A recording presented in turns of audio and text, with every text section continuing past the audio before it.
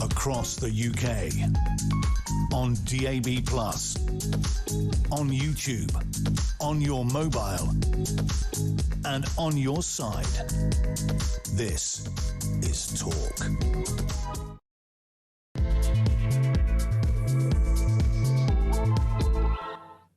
Tuesday morning, hello, this is Duncan Barks in for Julia Hartley-Brewer here at Talk, the home of common sense. Good to have you along this morning. Thank you to Jeremy Kyle, who returns tomorrow morning, Wednesday morning from 6 o'clock.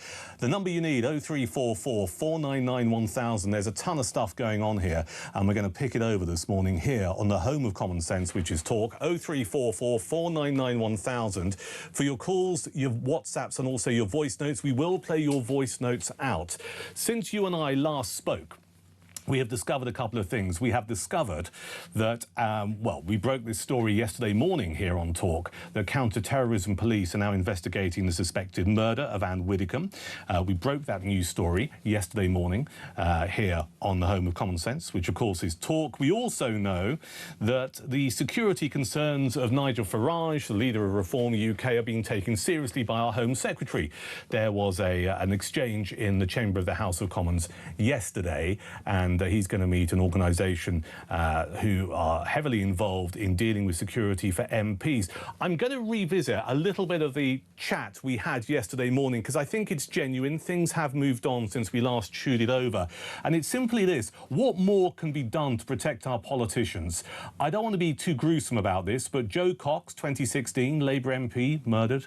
Sir David Amos, 2021, Conservative MP, murdered. And it appears at the moment, when we look at what's happening with Anne Widdecombe, and we're told by detectives and sources close to detectives, they've discovered material suggesting that political ideology could be a factor in the motive. We need to have a conversation about this.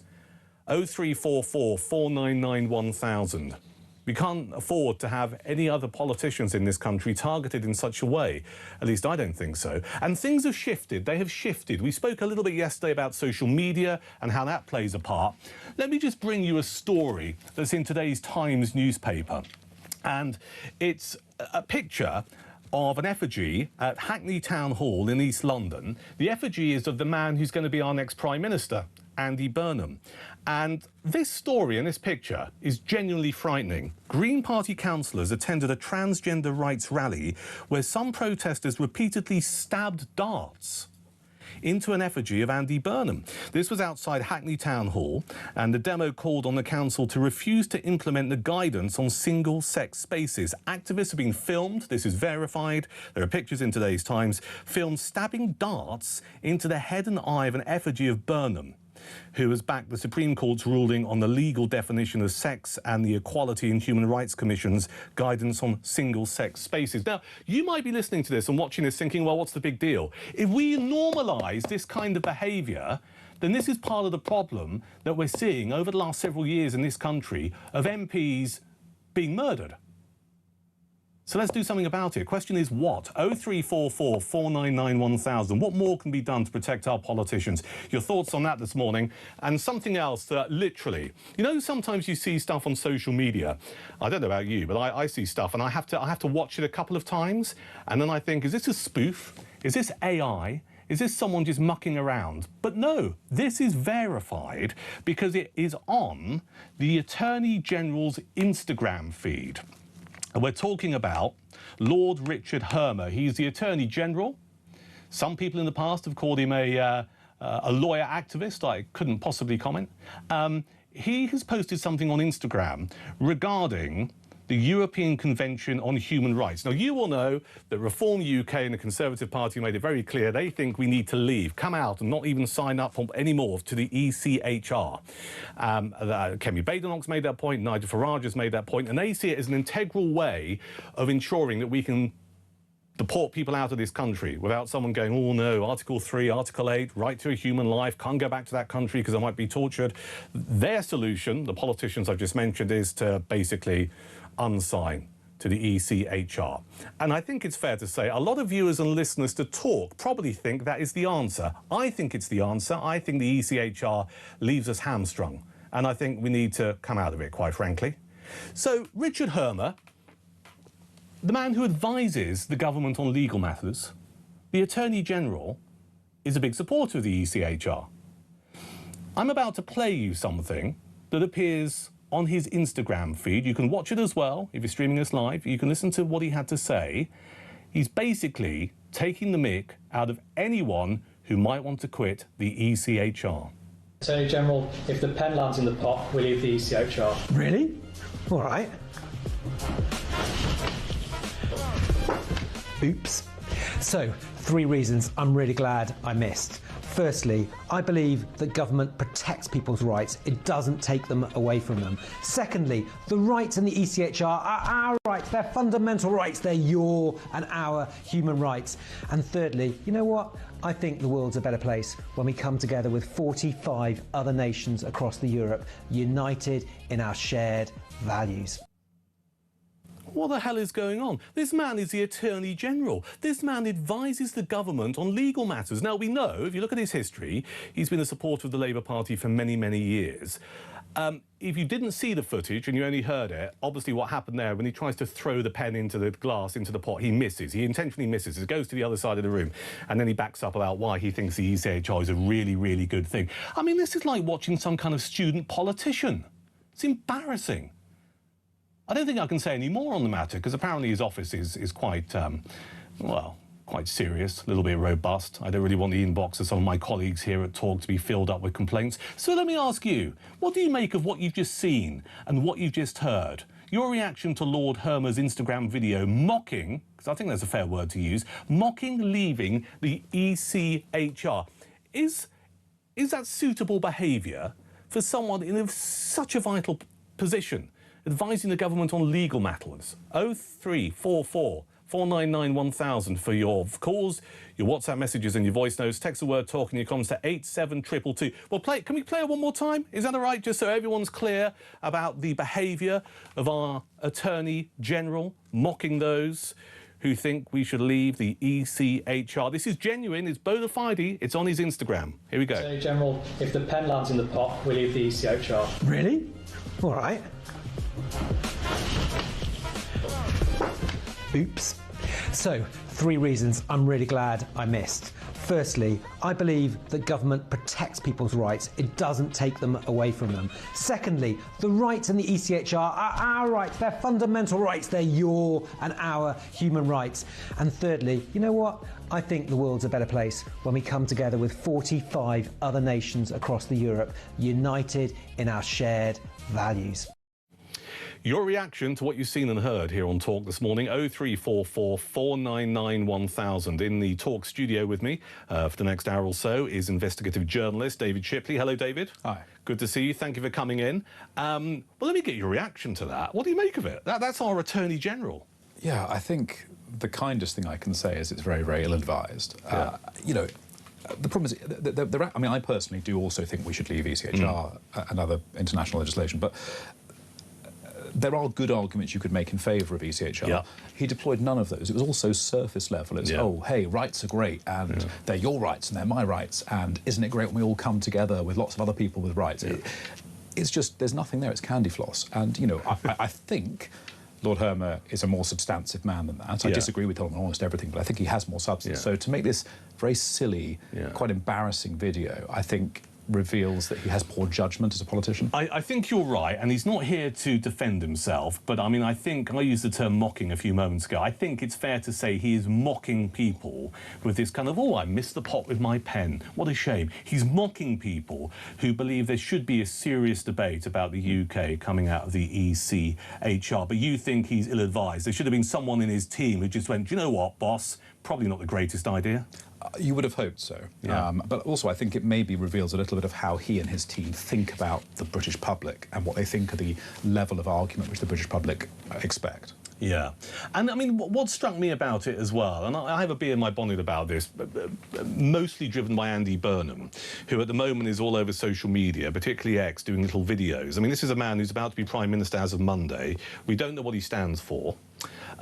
Because he hasn't told anyone. He's not really had any real scrutiny. I mean, last night he was doing an online hustings with Labour MPs for an hour, I mean, there are over 400 Labour MPs. The best will in the world, he's only going to get through, what, 50, 55 questions? And that's if he speaks quickly, on the basis that every question and answer is about a minute. We don't know what he stands for.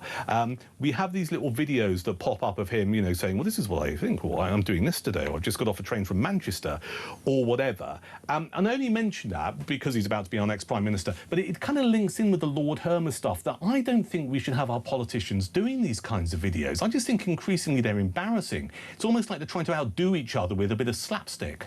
Yeah, I think so. It feels already like it's from another age. You know, maybe 10 years ago we kind of wanted politicians to be a bit fun and a bit playful, but actually we're in a really serious time in history now. You know, there's global threats everywhere. The economy is in the doldrums. It hasn't grown in almost 20 years. We've got a migration crisis. We've got an energy crisis coming. You know, we need serious politicians who are going to be serious and fix the country. And this kind of fluffy stuff doesn't play well. It's interesting. I met a very senior Labour figure a couple of days ago who will remain nameless, who said about Andy Burnham that, you know, he's going to realise quite quickly that fluttering his eyelashes doesn't get him very far. No, it won't. It won't. And I do believe, I mean, I spoke to quite a few political commentators and also other MPs as well, and they give a view which is, do you know what? There will be a bounce in the polls for Labour. A small bounce, because it's someone new. It's a new broom, if you like. But very quickly, the gloss is going to disappear, and Burnham is going to have a hefty old dose of reality, because no number of dark blue or black T-shirts and fluttering your eyelashes is going to solve some of this country's increasing problems. Yeah, and he's still got the same parliamentary party. And a big part of what did for Starmer, obviously, he was a charisma void and had all his problems as a leader, but actually he couldn't get the Parliamentary Labour Party to do what he wanted. And there's no reason to believe that Burnham's going to get them to be able to be any more sensible. No. Yeah, and I mean, the question then becomes, you know, how patient will the Labour Party be in terms of Burnham being able to wave some kind of magic wand to turn around Labour's fortunes? And I just don't think they're particularly patient. I mean, I'm not a fan of Starmer by any stretch of the imagination, or indeed his Chancellor Rachel Reeves, but I can well see the arguments that when we talk about the markets, for example, you know, maybe we should keep them in place, because it just means financially there's an element of stability there, and the markets around the world will carry on lending us money, not using extortionate interest rates, because there is stability. Burnham comes in, and we might talk about this later, he changes his Chancellor to someone like Ed Miliband. I mean, I think the markets will go chaotic. Yeah, absolutely. And if he brings in these sort of backing down on the ILR reforms, if he wants to spend a bit more, it's all going to really rattle the markets. I think he's going to find out very quickly how parlous his situation is. I think you're right. 0344 499 1000 if you want to pick up on the Lord Hermer mocking video that's on his Instagram. I mean, maybe I'm overreacting to this. If I am, you will let me know. But I just find it just utterly bizarre that the man who advises the government on legal matters, the Attorney General, thinks it's appropriate to post such a thing. Dave, let's turn our attention to the ongoing story that we've been covering here at Talk over the last 72 hours and a little bit longer, regarding what appears to be the suspected murder of Anne Widdecombe. We were on air yesterday when it was announced that now counter-terrorism police are investigating what happened to Anne Widdecombe, who I think was a great politician and a great woman, and some of the tributes that have been coming out have been utterly fantastic, and rightly so. Though I do get a little bit annoyed with people on the left going, well, I didn't like her views, but, you know, it's a shame that what happened to her. It's just, why do they find it necessary to go, well, I disagree with her views, before they start sympathising with her death? It's very odd, isn't it? I think they feel they have to disavow her before they sympathise, because otherwise they might be tainted by what they see as evil politics. Exactly that. I find it really inappropriate. So we mentioned yesterday, we broke the news on the show about counter-terrorism police being involved in the investigation. This, despite the fact that Devon and Cornwall police initially was just like, oh, we don't think there's any political motivation or any kind of potential links. I think Devon and Cornwall police have come out of this really badly. What's your take? Yeah, I think they haven't looked very competent, have they? I mean, certainly on Thursday evening they were, I understand, steering us all to believe that it was an interrupted burglary. That was their view. And that's supported by the fact they then went sort of arrested this local chap who they quite quickly realised wasn't involved, seemingly because they got the assumed date of at the time of Anne's death wrong by about 12 hours.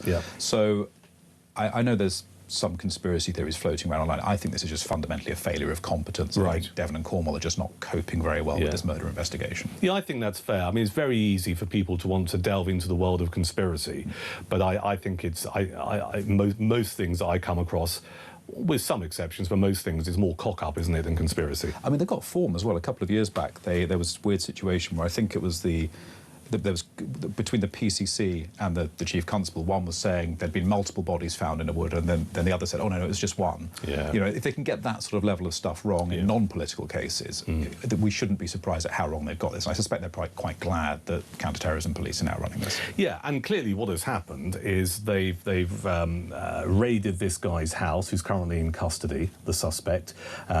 Presumably they've gone through his mobile phone and computers and whatnot, and they've discovered there's certain material. One report, saying discovery of Russian communist literature and other items of political ideology at the home of the suspected killer. Are we surprised by this at all? Well, it sort of depends what they mean by it, doesn't it? I mean, I have Russian communist literature at my house. I have books by Kropotkin, for example, you know, and it sort of depends. Is this something mainstream that someone who's interested in politics might have, or is this something really, are we talking Red Army gang training materials from the 70s, you know? And I think until we know more, it's very hard to judge. It is hard to judge, and it does get us into this whole area that we mentioned at the start of the show, which is what more can be done to protect our politicians. I mentioned earlier about Joe Cox, I mentioned about Sir David Amess. We have the ongoing investigation into the suspected murder of Anne Widdecombe. I think we live in quite disturbing times now, predominantly fueled by social media, where people say some vile stuff that's not really challenged.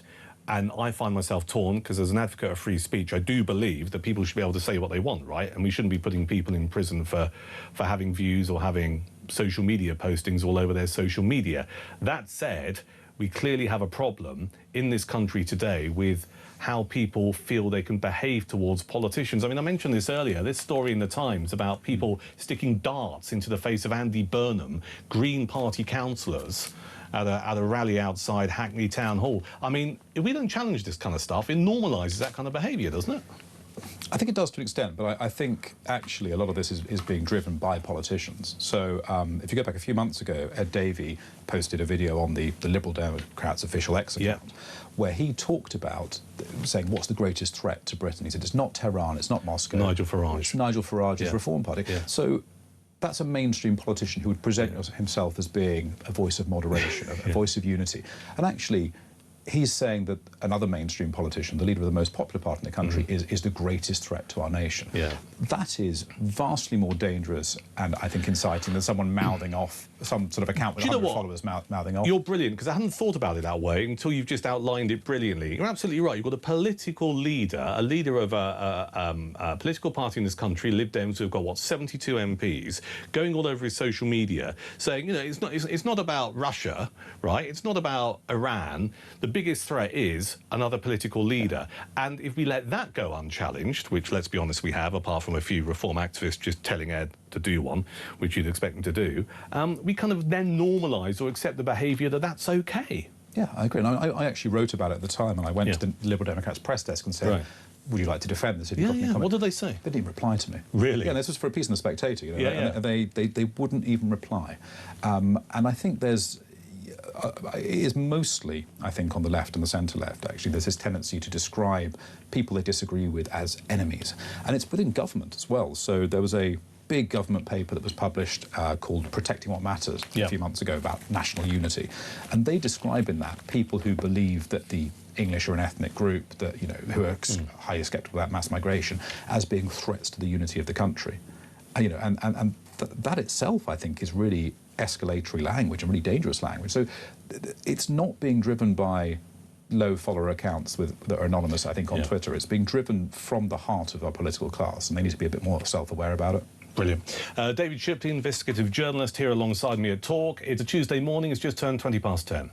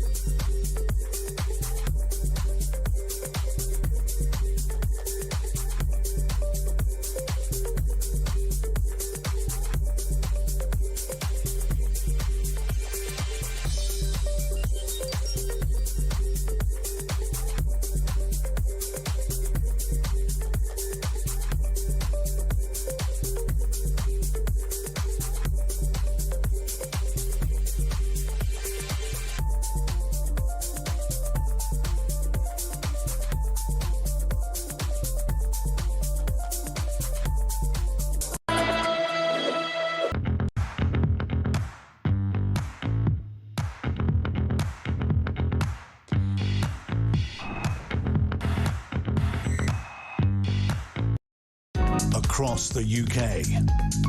On DAB+, on YouTube, on your mobile, and on your side. This is Talk.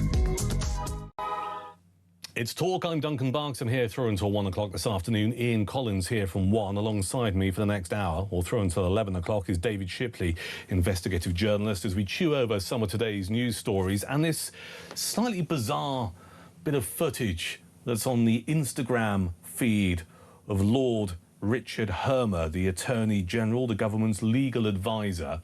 Essentially, I mean, it call me out if you think I've got this wrong, but mocking those of us, because David and I have agreed we think we should come out of the ECHR. Kemi Badenoch thinks that's the case. Nigel Farage thinks that's the case. Not because we don't believe in human rights, but we do believe in having the ability to deport people from this country who shouldn't be here. I think that's the driving factor for most people of a sane mind. Your reaction to the Instagram video and the audio, 0344 499 1000. I'm just genuinely astounded by this. Someone who is a fan of the ECHR is Kevin in Basingstoke. Hello, Kevin. Morning. Morning, sir. What would you like to say? Well, hundreds of millions of people around the world don't have any human rights. And Nigel Farage has convinced people that we should leave the ECHR, scrap the Equalities Act, a man that is funded by a convicted fraudster that offered to launder money for drug dealers. Well, what's that got to do with human rights? Well, I don't trust a man like him. I mean, how do we... Well, all right, well, let's turn our attention to Kemi Badenoch, because her Conservative Party policy is to come out of the ECHR. Well, I don't trust her either. Why not? Well, why should we trust? Well, like I just said, why should we trust a man that wants? I mean, she's not. Well, hang on. You're unravelling a bit too fast here for my liking. So let's try and. Changing the subject. Why don't I'm not changing the subject. Yes, you said I'm not. I'm asking you a point, question. And you want to say, oh, what about Kemi? Yeah. I want to say, what about Nigel? He's the one that is taking money from a convicted fraudster, a man that wants to. Well, you said this twice now, and my response. Hang on. My response to you was, what's that got to do with human rights? And you seem unable to answer the question. Well, because we can't trust him. How do we know what he's going to replace him with? OK, well, if you can't trust Nigel Farage, I then mentioned Kemi Badenoch to you, and you accuse me of changing the subject. Why can we not... I mean, it's not about trust, is it? You might not like that particular political policy, but there are people in this country who would support it. Oh, yeah, they've been convinced that we've got to. I mean, there's loads of other... I mean, nearly every country in Europe is a member of the ECHR. They're not scrapping it. No, but that's not a reason to remain. Yes, it is a good reason to remain, because we can't trust Nigel Farage. He's a compulsive Well, you keep liar. saying this is getting really boring. Come on, Kev, let's up the game a little bit, right? You believe in human rights, yeah? Yes. I believe in human rights, right? So we've got some common ground there. Agreed? Yeah. OK. How important to you are human rights? Very important. I mean, without human rights, you've got nothing. I agree. So why do we have to be part of the ECHR to uphold people's human rights? Well, what are we going to replace it with? Like I said, we won't know, will we? Why? OK, would you ever? Let me ask you. Would you sign a mortgage deal or buy a house without knowing anything about it? You would want to know the details, wouldn't you? Yes. We won't know the details. We're just going to leave, and then it's up to him what he replaces it with. Have you ever been to Canada? Have I ever been to Canada? Why? Yeah. Why are you asking that? Well, because I'm interested. No, I haven't. Have you? Okay. What about Australia? No, but you're going to say they're not members of the ECHR, but they've got a lot. They've got regulations that are built in. So why can't we do the same? Well, because like I said, I mean, I don't know what Canada and Australia are like, but they haven't got Nigel Farage running the country. Correct. So, I mean, I think we can both say we can agree on something else, can't we? That both Canada and Australia are civilized countries. Yes, they are civilized. Right. And they're not in the ECHR, are they?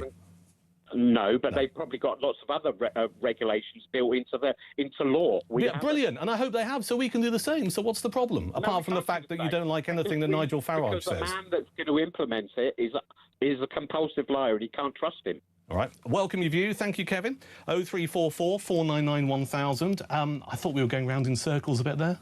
Yeah, I'm not sure it was a particularly substantive critique of the ECHR regime. I think a lot of the problems that people don't recognise are that actually it constrains our ability to act to protect the rights of British people. You know, we're not able to deport very violent, dangerous men. You know, a very good example actually is what it's done to our military. So Article 2 protections, and protection of the right to life, are now treated as part of many of our military actions. Yeah. Which is ridiculous, because clearly a war zone is not like policing South Kensington, and it's actually having a hugely damaging effect on our military fighting effectiveness, particularly of our special forces. So there's lots of detail in this law, and I think the last caller was a bit like Lord Hermer in that he's just interested in the surface. Rights are good, I'd like rights. Yeah. And if we're going to talk seriously about policy, you've got to go into the detail of what does this law actually do? Is it good? If not, we need to change it. Exactly that. Let's do some messages here, then we'll chew over some more of today's news stories. This is Rob in Cambridgeshire. Governments do take our rights away. They don't protect them, and we don't have shared values with any other country. The ECHR grants us rights. Well, who asked them? The UK has all the human rights it needs enshrined in common law. I don't share Hermer's views at all, says Rob in Cambridgeshire. Lord Hermer, says Joanna in Salisbury, is just an example of playground politics, the same as David Lammy, with inaccurate facts expecting us to swallow them. Ed Miliband's videos are quite similar. Oh, should we go and have a look at Ed's videos? See what Ed's sticking on his Insta. A few more here. You can see why him and Starmer are pals, says Brian in Durham. Gibbs says, sack the Attorney General. And David Hallett says, Duncan, we just need to be consistent on the law. If a tweet gets you 31 months, then voodoo, regardless of how silly you think it is, should be treated as a death threat, says David in Wales. I'll do a couple more here. And this is Liz in Flamborough. Is that man a Muppet? Oh, hang on. Is she talking about me? Oh, she's talking about Hermer. OK. He certainly comes across as one. Why should our human rights be the same as 45 other countries? I don't consider them as the same. We should be in control of our own human rights, which affect us as Brits. I'm sick of being in Europe's club, says Liz. 0344 499 1000 for your WhatsApps. I'll read them out. We'll play your voice notes. Or you can do what our caller did and give us a shout. But I will ask you questions, because that's kind of how this thing works. David Shipley, investigative journalist, is alongside me here. Let's turn our attention to our Home Secretary, David, Shabana Mahmood, announcing a legal change in the bid to deport Rochdale grooming gang leader Shabir Ahmed. It's going to take a year to come into effect. Now, whenever we touch on stuff like this on Talk, people, rightly, viewers and listeners go, why does this stuff take so long? It's a lack of will, because actually Parliament can do whatever it wants and can do it very quickly when it wants to, and we've seen that in the past, you know.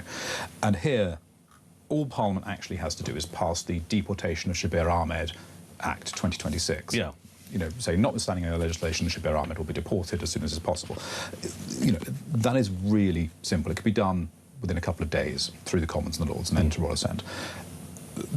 What actually is happening here is the Home Secretary is trying to manage her party, her parliamentary party, who are, you know, I think way softer and way to the left of people like Shabana Mahmood on migration matters. So there's a lot of fear here that in changing the law it might mean that, you know, the Windrush generation could face deportation at some point. There's all these concerns, and so she's going to move it through by creating an exceptional severity test, only for the most serious offences. But I think what's quite interesting here is that the Labour Party have now accepted the idea of stripping citizenship from people, because actually Shabir Ahmed was a British citizen, and we're now accepting, that seems to be generally accepted, that despite that we should take his citizenship away and send him to where he came from. More calls in a few moments' time, more messages. David Shipley, investigative journalist, is here with me at Talk. It's just turned 10:30.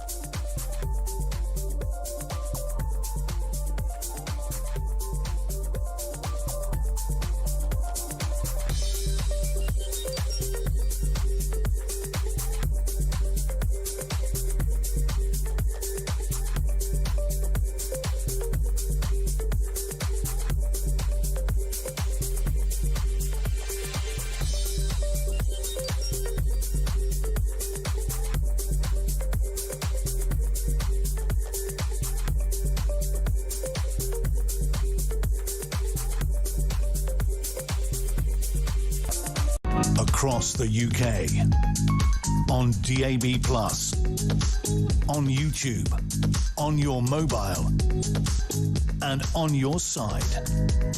This is Talk. Good morning, just turned 10:30. I'm Duncan Barks in for Julia Hartley-Brewer here at Talk, the home of common sense. David Shipley, investigative journalist, with me through until 11 o'clock this morning as we continue to chew over some of today's news stories. Let's first of all, though, turn our attention to Red Ed, as some people call Ed Miliband, currently the Energy Secretary, hotly tipped by some to be the next Chancellor. And what appears to be quite a U-turn by my reckoning, but we'll get a view on this in a second, by Ed, is he wants to approve drilling in the North Sea to calm market jitters about his possible appointment as Chancellor and to prove that he is no net zero zealot. Joining us on Talk this morning to give us a view is Maurice Cousins, Campaign Director at Net Zero Watch. Hello. Good morning, how are you? Very well indeed, good to see you. Thank you for your time this morning. I can't be alone in thinking that Ed is just simply maybe abandoning his principles in order to have a proper tilt at the job he wants next. Yes, I've always thought that he might have been using North Sea oil and gas as a bargaining chip for something else that he would really want.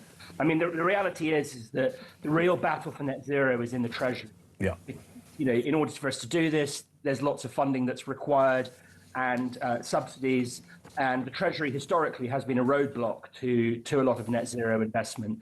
So, you know, using net zero as a bargaining chip to get the actual prize that he wants, it probably makes sense.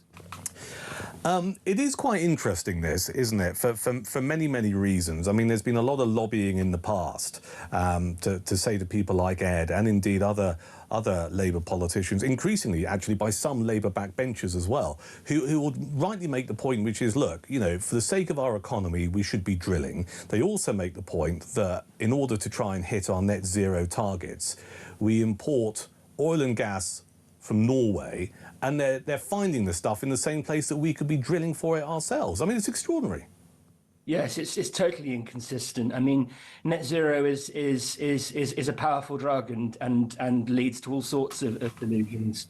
But you know, the fact is, Duncan, is that you know, the UK will continue to consume significant quantities of oil and gas for many decades to come. You know, even if you read, for example, the Climate Change Committee's 7th carbon budget, you know, they're saying that in 2050 we will still be consuming about 19% of present level of energy demand, and that will be coming from oil and gas. I think that is wildly optimistic on their part. Ed Miliband himself has sort of consumed it. So then the question comes down to, where does that oil and gas come from? And, you know, energy sovereignty matters. Where things are made, where they're produced, counts.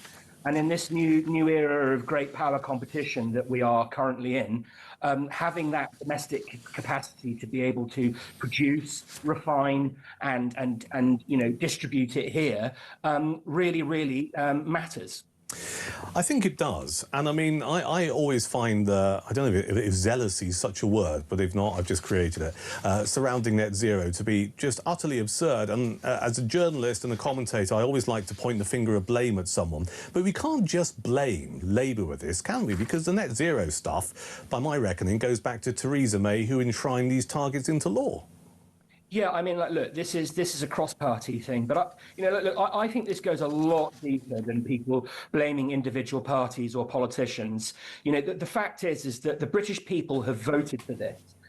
Perhaps uninformed, perhaps because they've been, you know, persuaded by various spurious arguments that have said that this will make us more secure and wealthy. But the fact is that the British people have voted for this madness. I think that is downstream from the you know, the corrosive effect of the cross-party consensus and client media.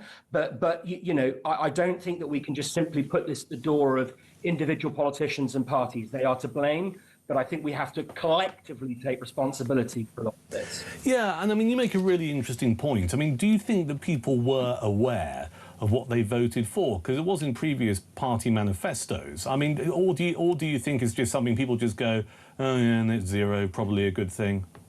Well, look, I think the way that net zero has often been sold as a sort of the way it's been presented to the British people is that you will essentially substitute your existing way of life for just a cleaner version of what you currently have. So, if you take, for example, something like your car, the argument will be, look, you can continue doing exactly what you want. You can go to the supermarket, drive on holiday, it doesn't really matter, drop your kids off at school. But instead of it being an internal combustion engine, it'll be an electric vehicle. Similarly, when it comes to your home, people will say, look, it doesn't really matter, Duncan. You'll be able to continue to heat the temperature you want. But all it will really be is, instead of it being a combi boiler, it will be a heat pump. Yeah. But actually, net zero isn't about that. It is a much broader program of change. It interferes and intervenes in vast swathes of our economic activity and personal activity. And those trade-offs have been deliberately obscured from the British people.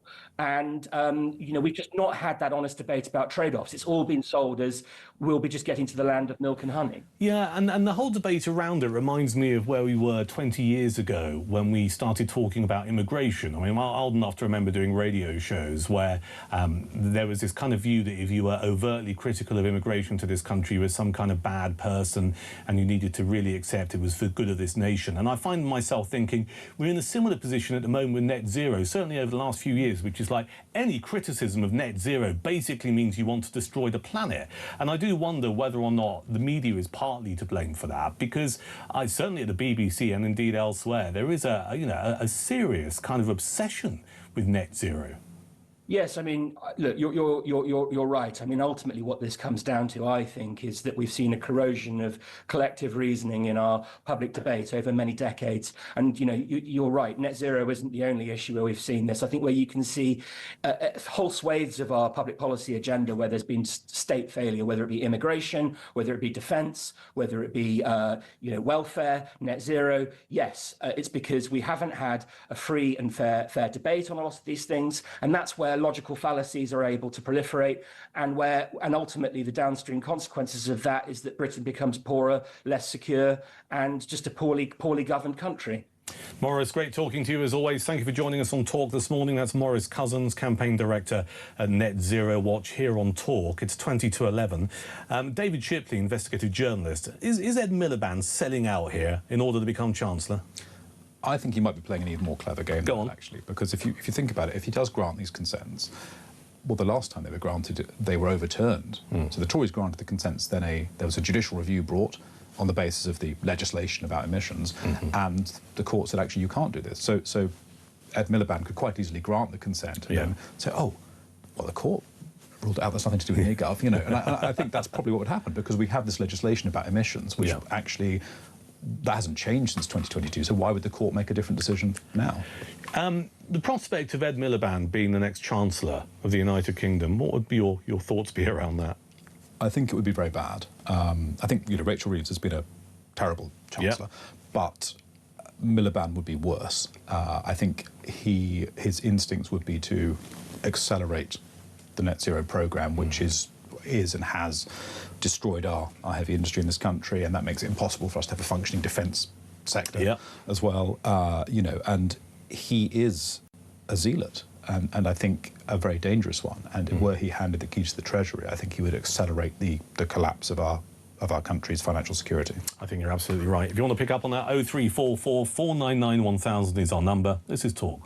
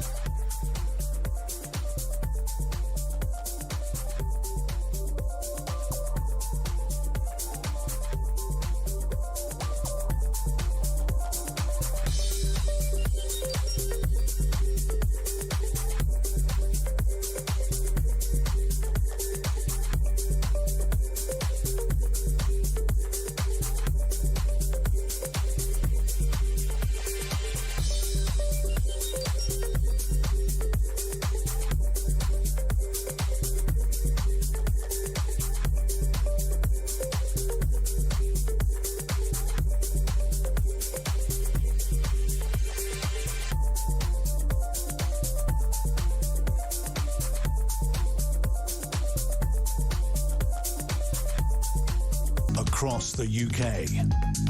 On DAB+, on YouTube, on your mobile, and on your side. This is Talk. I'm Duncan Barks. This is Talk. We've been playing out something from the Instagram page or the feed of Lord Hermer, Lord Richard Hermer. He's the Attorney General. He is the government's legal advisor. We'll play it out again in the next hour, but it's this bizarre video he's put together, basically mocking, leaving the ECHR. I'm asking you for your thoughts on what you've seen and heard. 0344 499 1000. Matthew's in Warrington. Hello, Matthew. Hello. Great show, Duncan. Enjoyed you so far the last 2 days, mate. Very kind of you, sir. What would you like to say about this ECHR Hermer thing? See, the ECHR, what everyone forgets is the ECHR was brought in after the Second World War to protect the rights of the Jewish people who were persecuted by the Nazis, the Roman gypsies, and they came over, the Polish people. And it's outdated, it's been manipulated, and it's quite ironic, really, because the Jewish people that live here now, they're the ones who are getting persecuted. But it's outdated. We should have left the ECHR when we left the Brexit. It should have been part of the deal. We're always going to have human rights in our country. The only people who've made their money out of it is Harmer and Keir Starmer.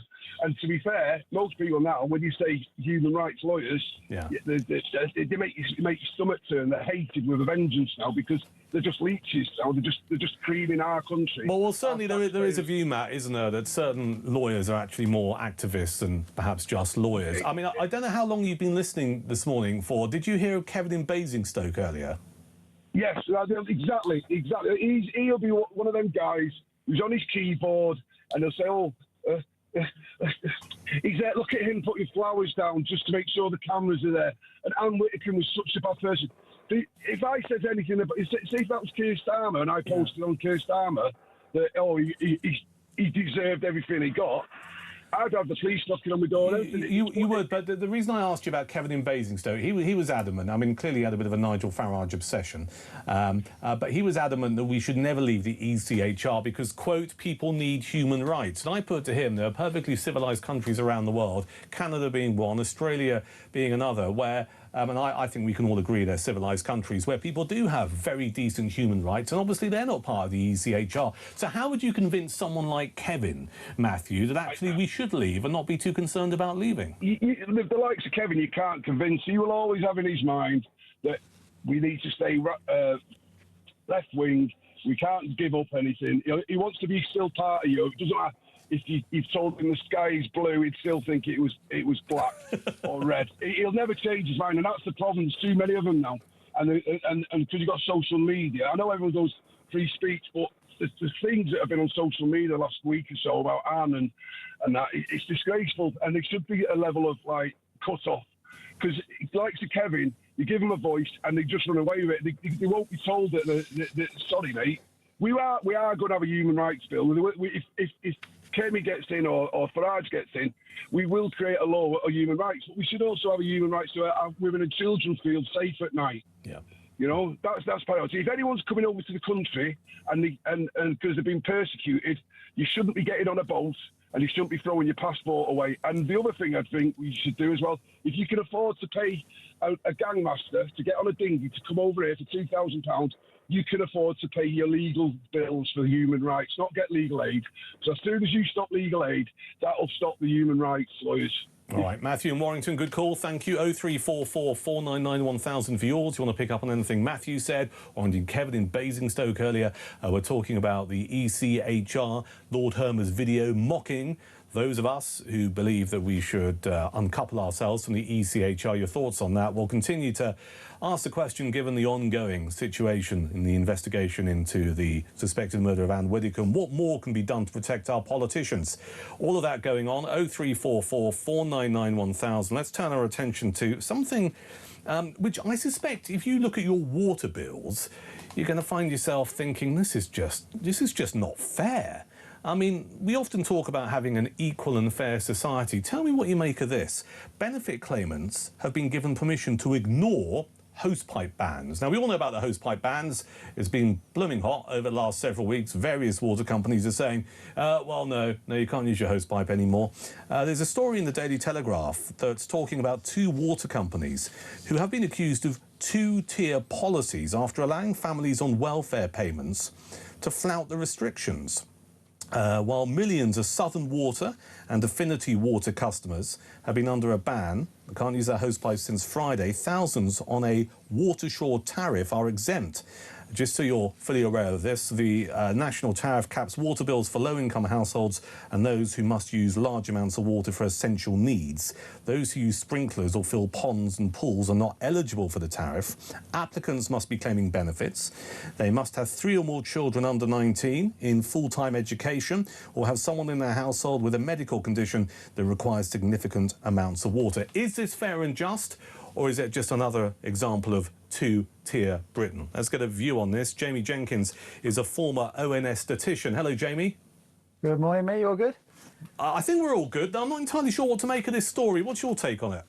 Yeah, well, I think the public are rightly going to get fed up when you've got this kind of 2-tier kind of system with water. I think the first thing on water, why are we having a hosepipe ban is the first thing, is that we've had decades and decades of the population growing and we haven't basically factored in the infrastructure to factor that in. So hosepipe bans are pretty much just demand management. So if we need to demand manage overall, well, why do some groups of people allowed to have the hosepipe and some who are not? Now, if you've got those medical needs for whatever reason for needing a hosepipe, of course, but I think some of the exemptions you were talking about there, Duncan, was about just having 3 children under the age of 19. So why should one family be able to use a hosepipe and then another one not? Are you going to have families taking their cars around to their mate's house to go and wash the car? It's absolutely bonkers.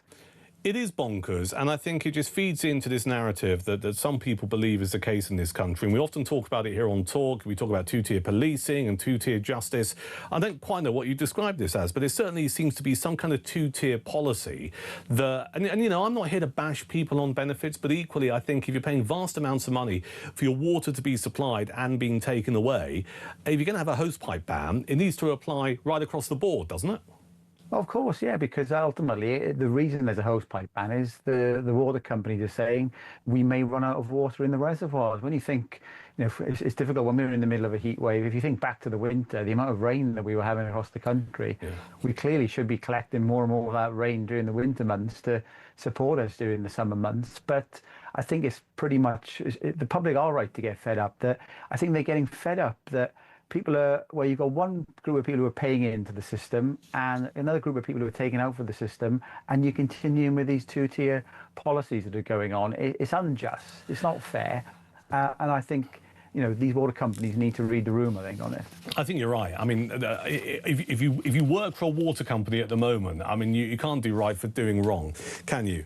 For all kinds of reasons. Because, I mean, even I, as someone who is you'd probably describe as an old school conservative who is you know, not necessarily, I'm not anti-privatisation. I would struggle to defend and make the argument that privatisation of the water industry has been a success given some of the stuff that we're seeing. Let's just bring in David Shipley, who's in the studio here at Talk, investigative journalist. What's your take on this, David? Is this just another example of 2-tier Britain? Well, I think in part, yeah, there's a few layers that's on there. So this reminds me a bit of the way that a lot of public attractions and zoos and this sort of thing will offer discounted tickets to people on benefits and, you know, asylum seekers and this sort of thing. And that might sound lovely, but actually what that means is people who aren't on benefits, taxpayers, are subsidising those tickets. And here I struggle to understand what medical condition could require a hosepipe to water your garden with. I can understand maybe some people have to use a bath inside, but I don't really understand that. I think and we saw something similar recently. The government's treading this idea that unemployed people on benefits might also get free childcare, which again seems a very peculiar approach. I mean, let me just challenge you. I mean, I agree with you, but just for the sake of robust debate, I mean, is it not a symbol of a caring, sharing society that those of us who, you know, are doing all right in life make some sacrifices for those who need some help? I think I can't believe I said that. Well, go on.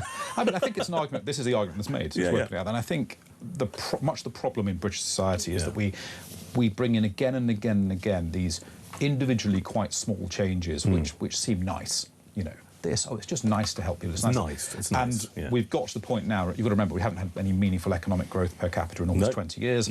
We have a really high cost of living, a very high tax burden, and at no point does anyone seem to consider what the second-order effects of this might be. But also, I mean, the biggest issue here, right, the reason this is a problem is because we haven't built any reservoirs since the 1990s. And we actually closed one in Wales a few years ago. Well, I'm glad you mentioned that, because I was thinking when I was talking to Jamie there, and Jamie, I was going to put it to you, but I wasn't entirely sure of my facts. I had in the back of my mind that we haven't built a reservoir for decades, and surely this is part of the problem, right? Yeah, well, the population's gone up quite a lot since the 1990s. There are plans in place, I think, in the last couple of years. There's been a lot of kind of media talk about the lack of reservoirs because hosepipe bans are quite common now during the summer months. Some of them go on into the winter months as well because of the lack of water supply and things. So the fact we haven't had them for so many years is a critical problem in the infrastructure. So rather than let's ban and stop people using them, just get more infrastructure. And they take time to build, but you can't expect millions to come into the country. Water usage is going to go up. You know, heat waves last for days, sometimes weeks. For infrastructure and the failure to plan for that, it lasts for years, and that's the problem that we've got, I think. Yeah, I'm going to let you go, Jamie. Thank you, though, for your expertise. Jamie Jenkins, former ONS statistician. I mean, it seems to me this is a dereliction of duty, right? I'm not hanging it on this government, but previous governments, successive governments. You know, you have more people living in the country. You don't need to be Einstein to work out. You probably need more water reservoirs, and nothing has been built since, I think it was 1992. Let me put a question to you regarding this. Should benefits claimants be allowed to ignore the hosepipe ban when everyone else faces a £1,000 fine? Is it yet another example of two-tier Britain? Let me know your thoughts. 0344 499 1000 for your calls, your voice notes and your WhatsApp messages. David, before you go, very quickly, you've done a cracking bit of work here, which has appeared in the Spectator and indeed elsewhere. A great bit of journalism. 4 companies are approved by the Home Office to sponsor worker visas despite being under UK sanctions for their links to the Russian and Iranian regimes. What's going on? Yeah, this is an astonishing thing. And so the Foreign Office maintains a list of companies which it has sanctioned because it believes they're linked to hostile state activity usually. So you've got Russian entities that have been sanctioned since the Ukraine war began, and we've got Iranian entities that have been sanctioned often because they're believed to be linked to the Iranian nuclear program. And at the same time, the Home Office allows certain organisations to sponsor workers to come here. And what is apparently the case is those systems don't really seem to speak to each other, because at least 4 sanctioned entities are still approved to sponsor visas, and the Home Office gives them its highest rating for compliance, A. Wow. So how did you come across this? Well, so this is actually sitting there in a couple of publicly available databases. So the sanctions list is public, and the Home Office publishes a huge list of all the organisations which are approved to sponsor visas. And there's lots of strange ones on there. There's tiny food delivery companies in the middle of nowhere. There's hand car washes. There's companies you wouldn't expect to require to import lots of skilled workers. And what we discovered was there are sanctioned entities as well. And it's an astonishing failure of government. Have the Home Office reacted to this at all? Yes, they did come back and said that they were sure that none of those organisations had actually sponsored any new people since the sanctions were brought in. We weren't able to get any clarity on whether the people they'd previously sponsored were still in the country. And there always seems to be this lack of information. These different government departments don't really seem to speak to each other or really understand what's going on. Are they, do you think, deliberately fudging stuff? I ask that question because you're an investigative journalist. You might put in freedom of information requests. You might talk to people, try and get statements out of government departments and stuff. I mean, I'm not asking these questions just to bash the current government, because I'm also wise enough and been around the houses enough to know that it's right across the political spectrum. But I mean, do you sometimes feel with your work that there are obstacles put in the way? Oh, absolutely. And I think particularly when you're doing freedom of information requests. It's also very varied by departments. The Home Office and the Ministry of Justice can be very painfully slow and quite obstructive. At one point, a Home Office civil servant came back to me asking what I meant by the fiscal year. And they wanted me to clarify that before they could process it, which I felt was a little bit That sounds like a delaying tactic. Indeed, but the MOD are actually really good. They seem to come back in a very thorough way. You can see they're trying to disclose as much as they can within the law. So I think it's more of a civil servant issue, and particularly some departments are very obstructive. Yes, I think they're probably programmed to be as obstructive as possible. And before I let you go, what else are you working on at the moment? I'm working on... If you can tell us.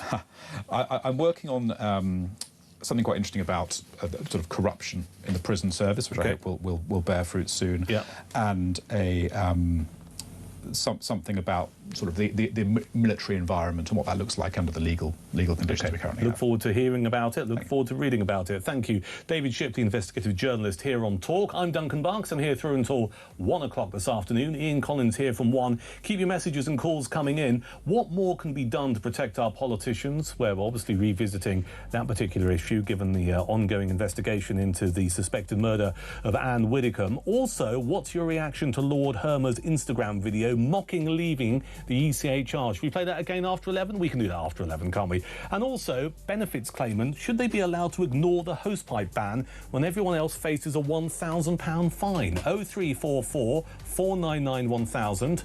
Let me know your thoughts. This is Talk.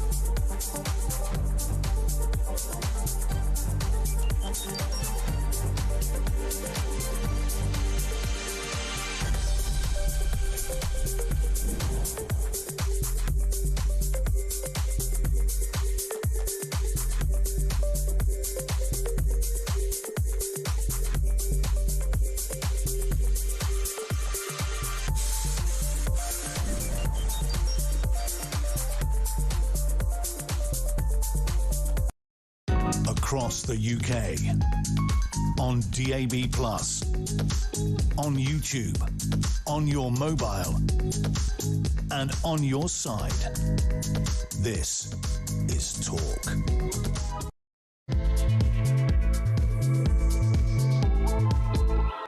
I'm Duncan Barks. This is Talk, the home of common sense on a Tuesday morning. 0344 499 1000. That number is so important because you can call me, we can have a chat.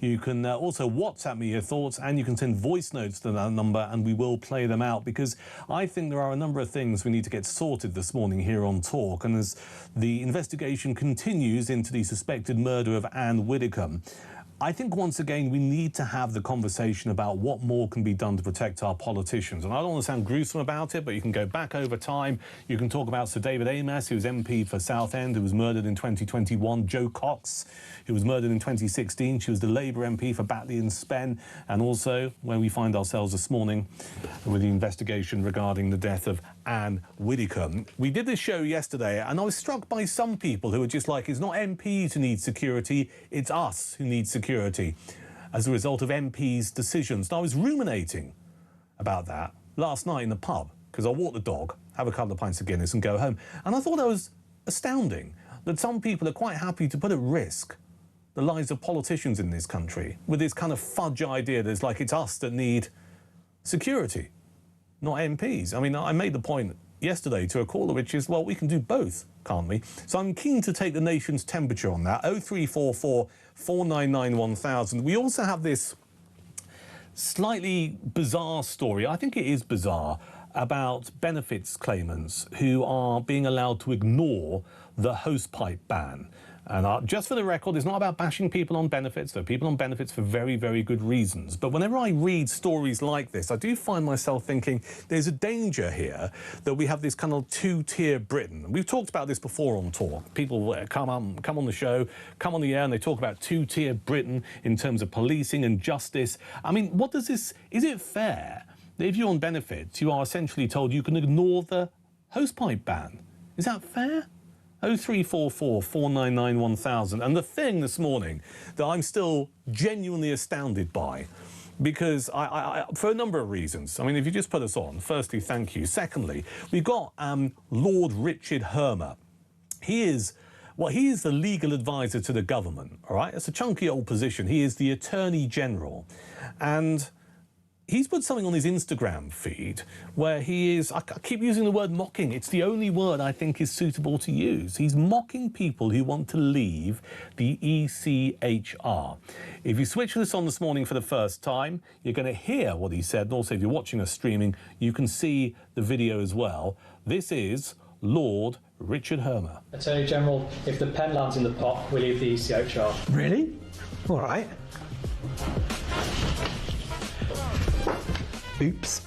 So, 3 reasons I'm really glad I missed. Firstly, I believe that government protects people's rights. It doesn't take them away from them. Secondly, the rights in the ECHR are our rights. They're fundamental rights. They're your and our human rights.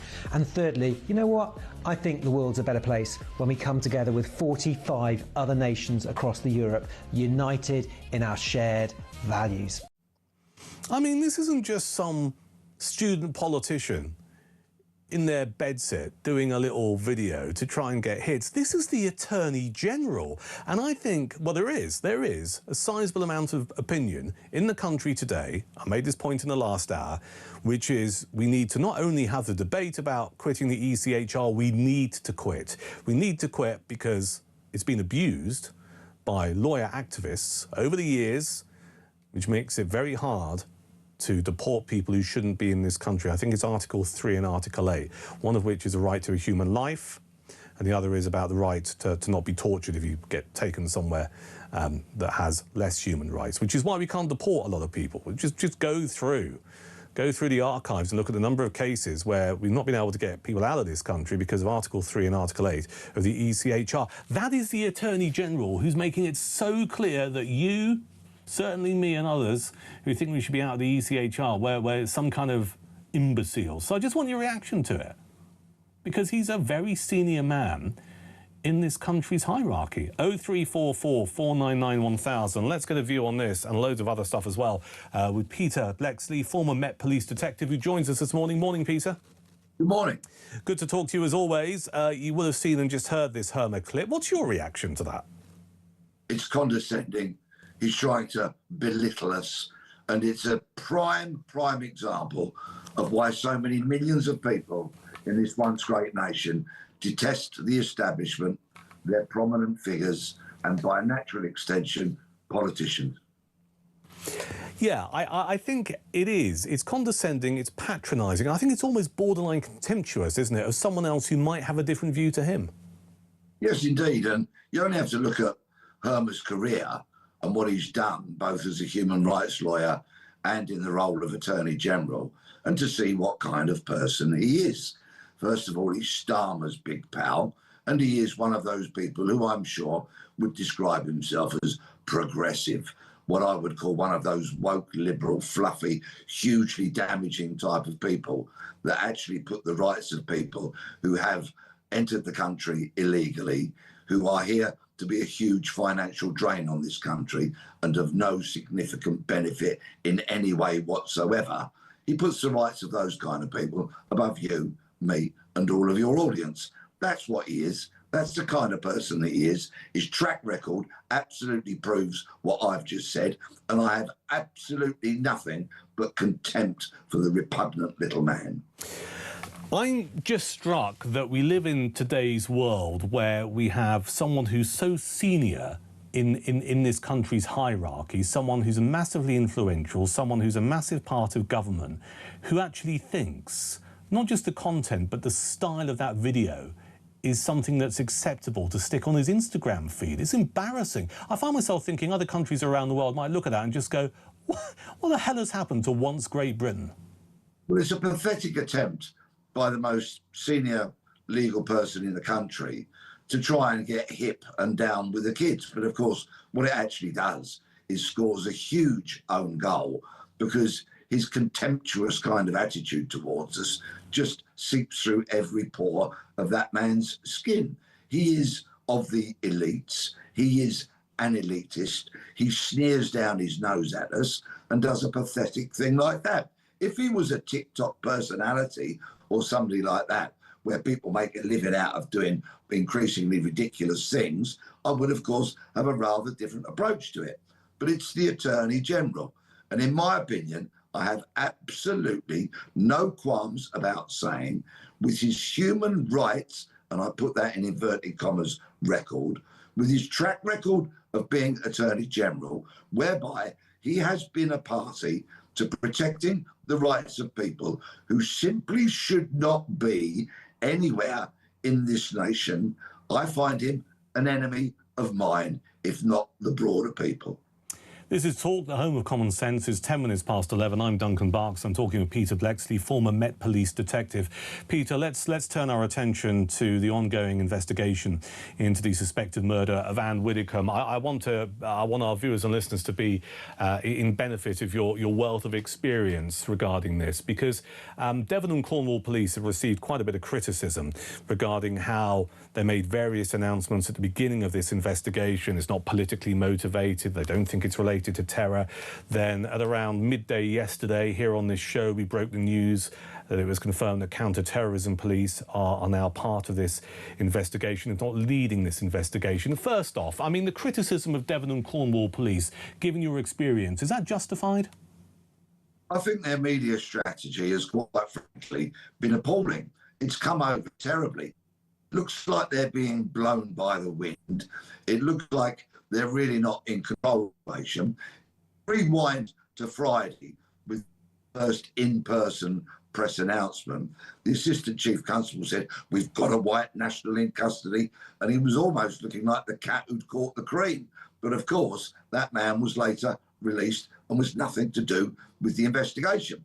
Then we hear another announcement, a 28-year-old man is in custody, alongside announcement that it's not politically motivated, it's nothing to do with terrorism, and so on. And then, of course, they have to do a complete about-face when counter-terrorism take over the investigation. Now, I do understand, and I do have experience of investigation that can take you in an unforeseen direction, sometimes quite suddenly. But if you are having a media strategy and getting in front of the media and the people, put somebody out there that's got the intellectual dexterity that they can handle questions, stick to facts as they are known, and not look like you are blown by whatever direction the wind is puffing, and consequently you damage trust and confidence that the public have in you. And given your wealth of experience as a former Met Police detective, just be kind enough to walk our listeners and viewers through this particular part of the investigation and what the investigation will be trying to establish at this precise moment in time, because we know that the man who the suspect was rearrested yesterday. So is that another 36 hours worth of questioning? Is that how it works? No, because he was rearrested in connection with acts of terrorism. Of course. So that completely changes the detention landscape. Right. He can, as of yesterday, quite easily be detained for 14 days. Yes. Which really changes the whole dynamic in terms of the ticking clock. Detectives are always concerned in usual circumstances about that ticking clock, and it can tick very loudly in your head as you feel you are under pressure to either gather the evidence, go to the CPS, ask for permission to charge before that clock expires. But it's a very, very different picture now. So as of today, they've got another 13 days where they can quite easily detain him with an element of some judicial oversight, which is right.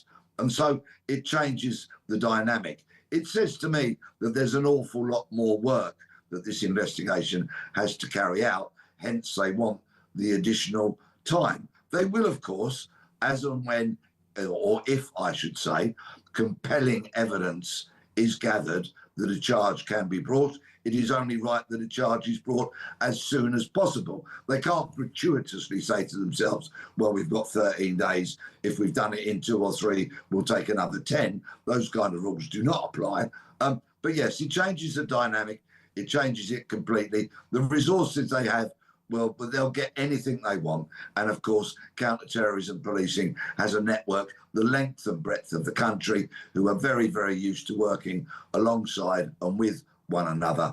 So we'll have to see how this pans out. Well, thank you for that clarity and thank you for that context. I mean, we do know so far, because it's appeared in the media inside the last several hours, that the suspect had communist literature at his home.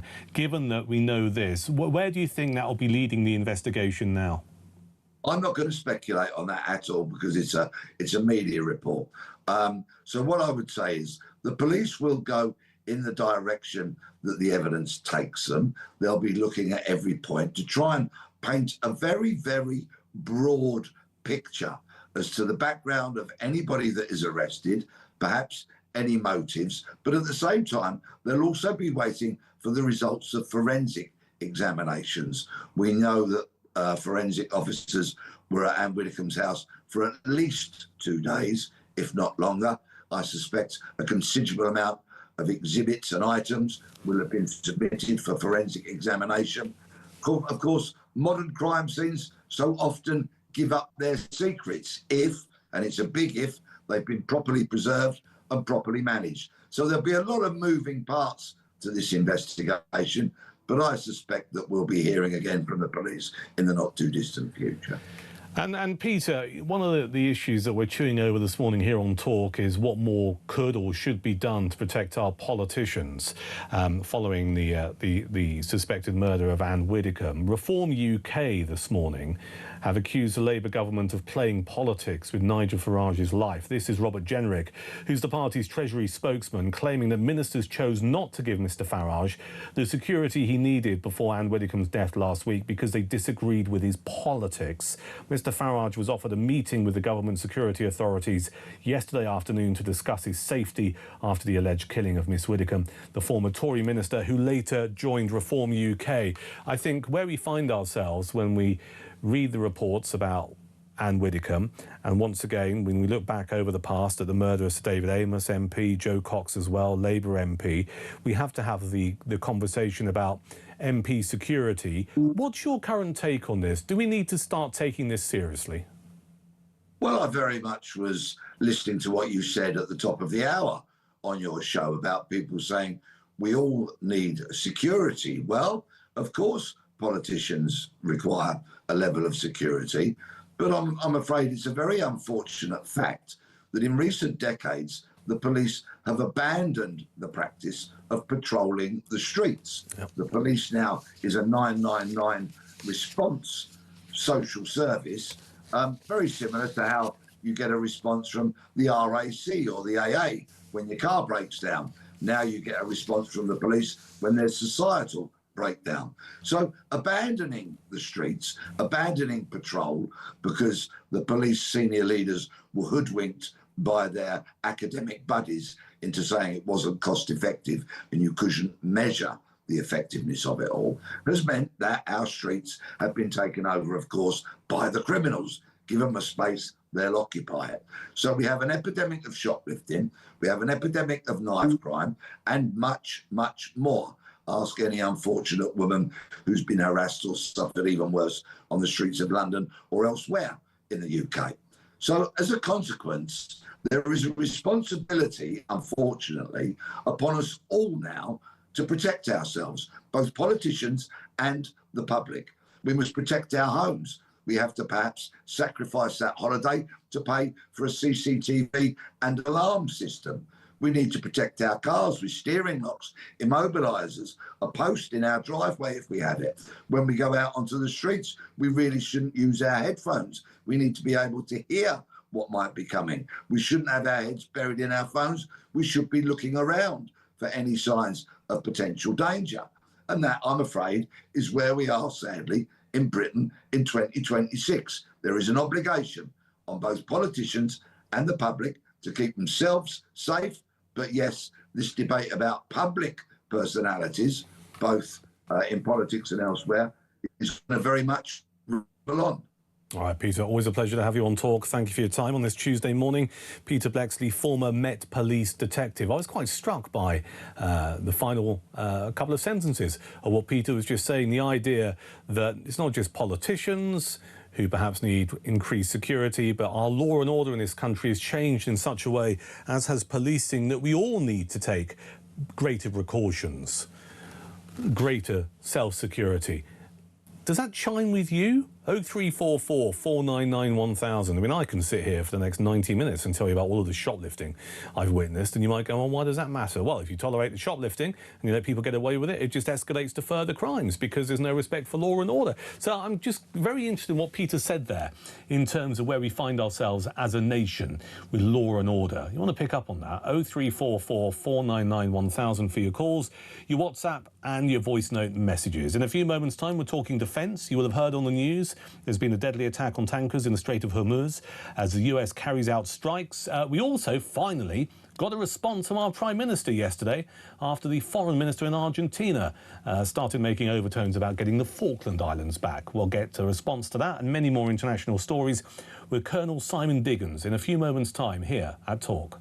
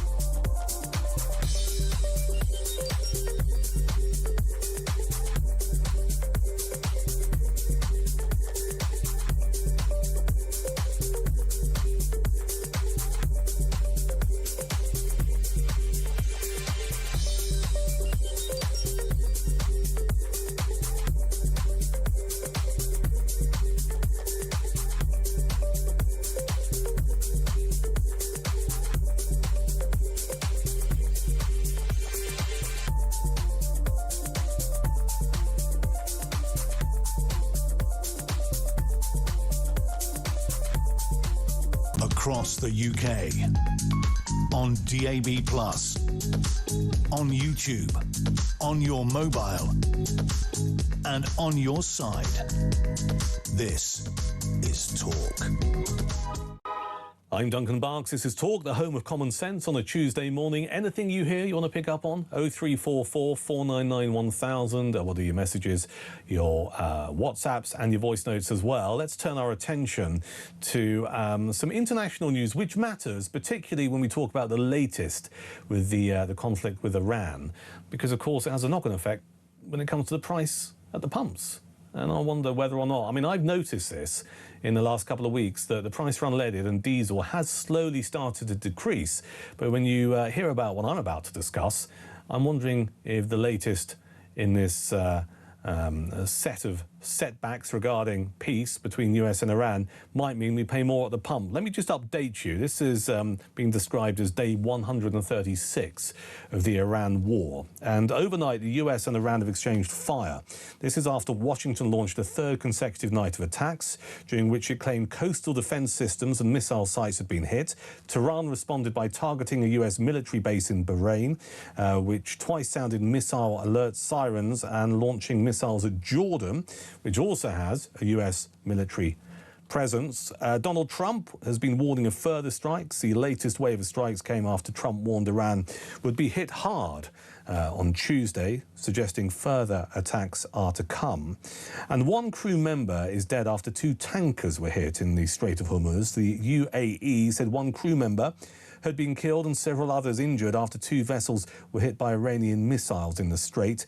Tehran claimed 2 offending, that's their word, tankers had been struck after ignoring warnings and attempting to pass through a mined route. And the US blockade has been reinstated. Trump announced yesterday that the US naval blockade of Tehran's ports would be reinstated today, insisting the US would take over the strait and acting as its guardian angel. He said he would impose a 20% tax on all cargo for ships crossing. That's relevant because depending on what the cargo is, who's going to pick up the tab for that? I suspect it might be you and me through increased prices and costs. Let's get a view on all of this. Colonel Simon Diggins is a military and defence analyst. He joins us this morning. Hello, Colonel.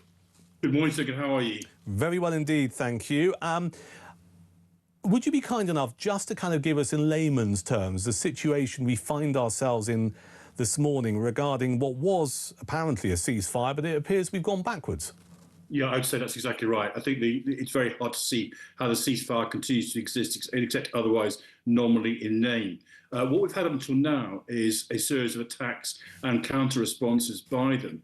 But this latest round, and we're now on our third night plus of that, looks like it might be leading to something more significant towards a more total breakdown of the ceasefire.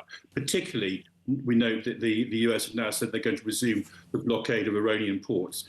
So I think at the moment, the ceasefire has effectively ceased, even though nominally it's still in place.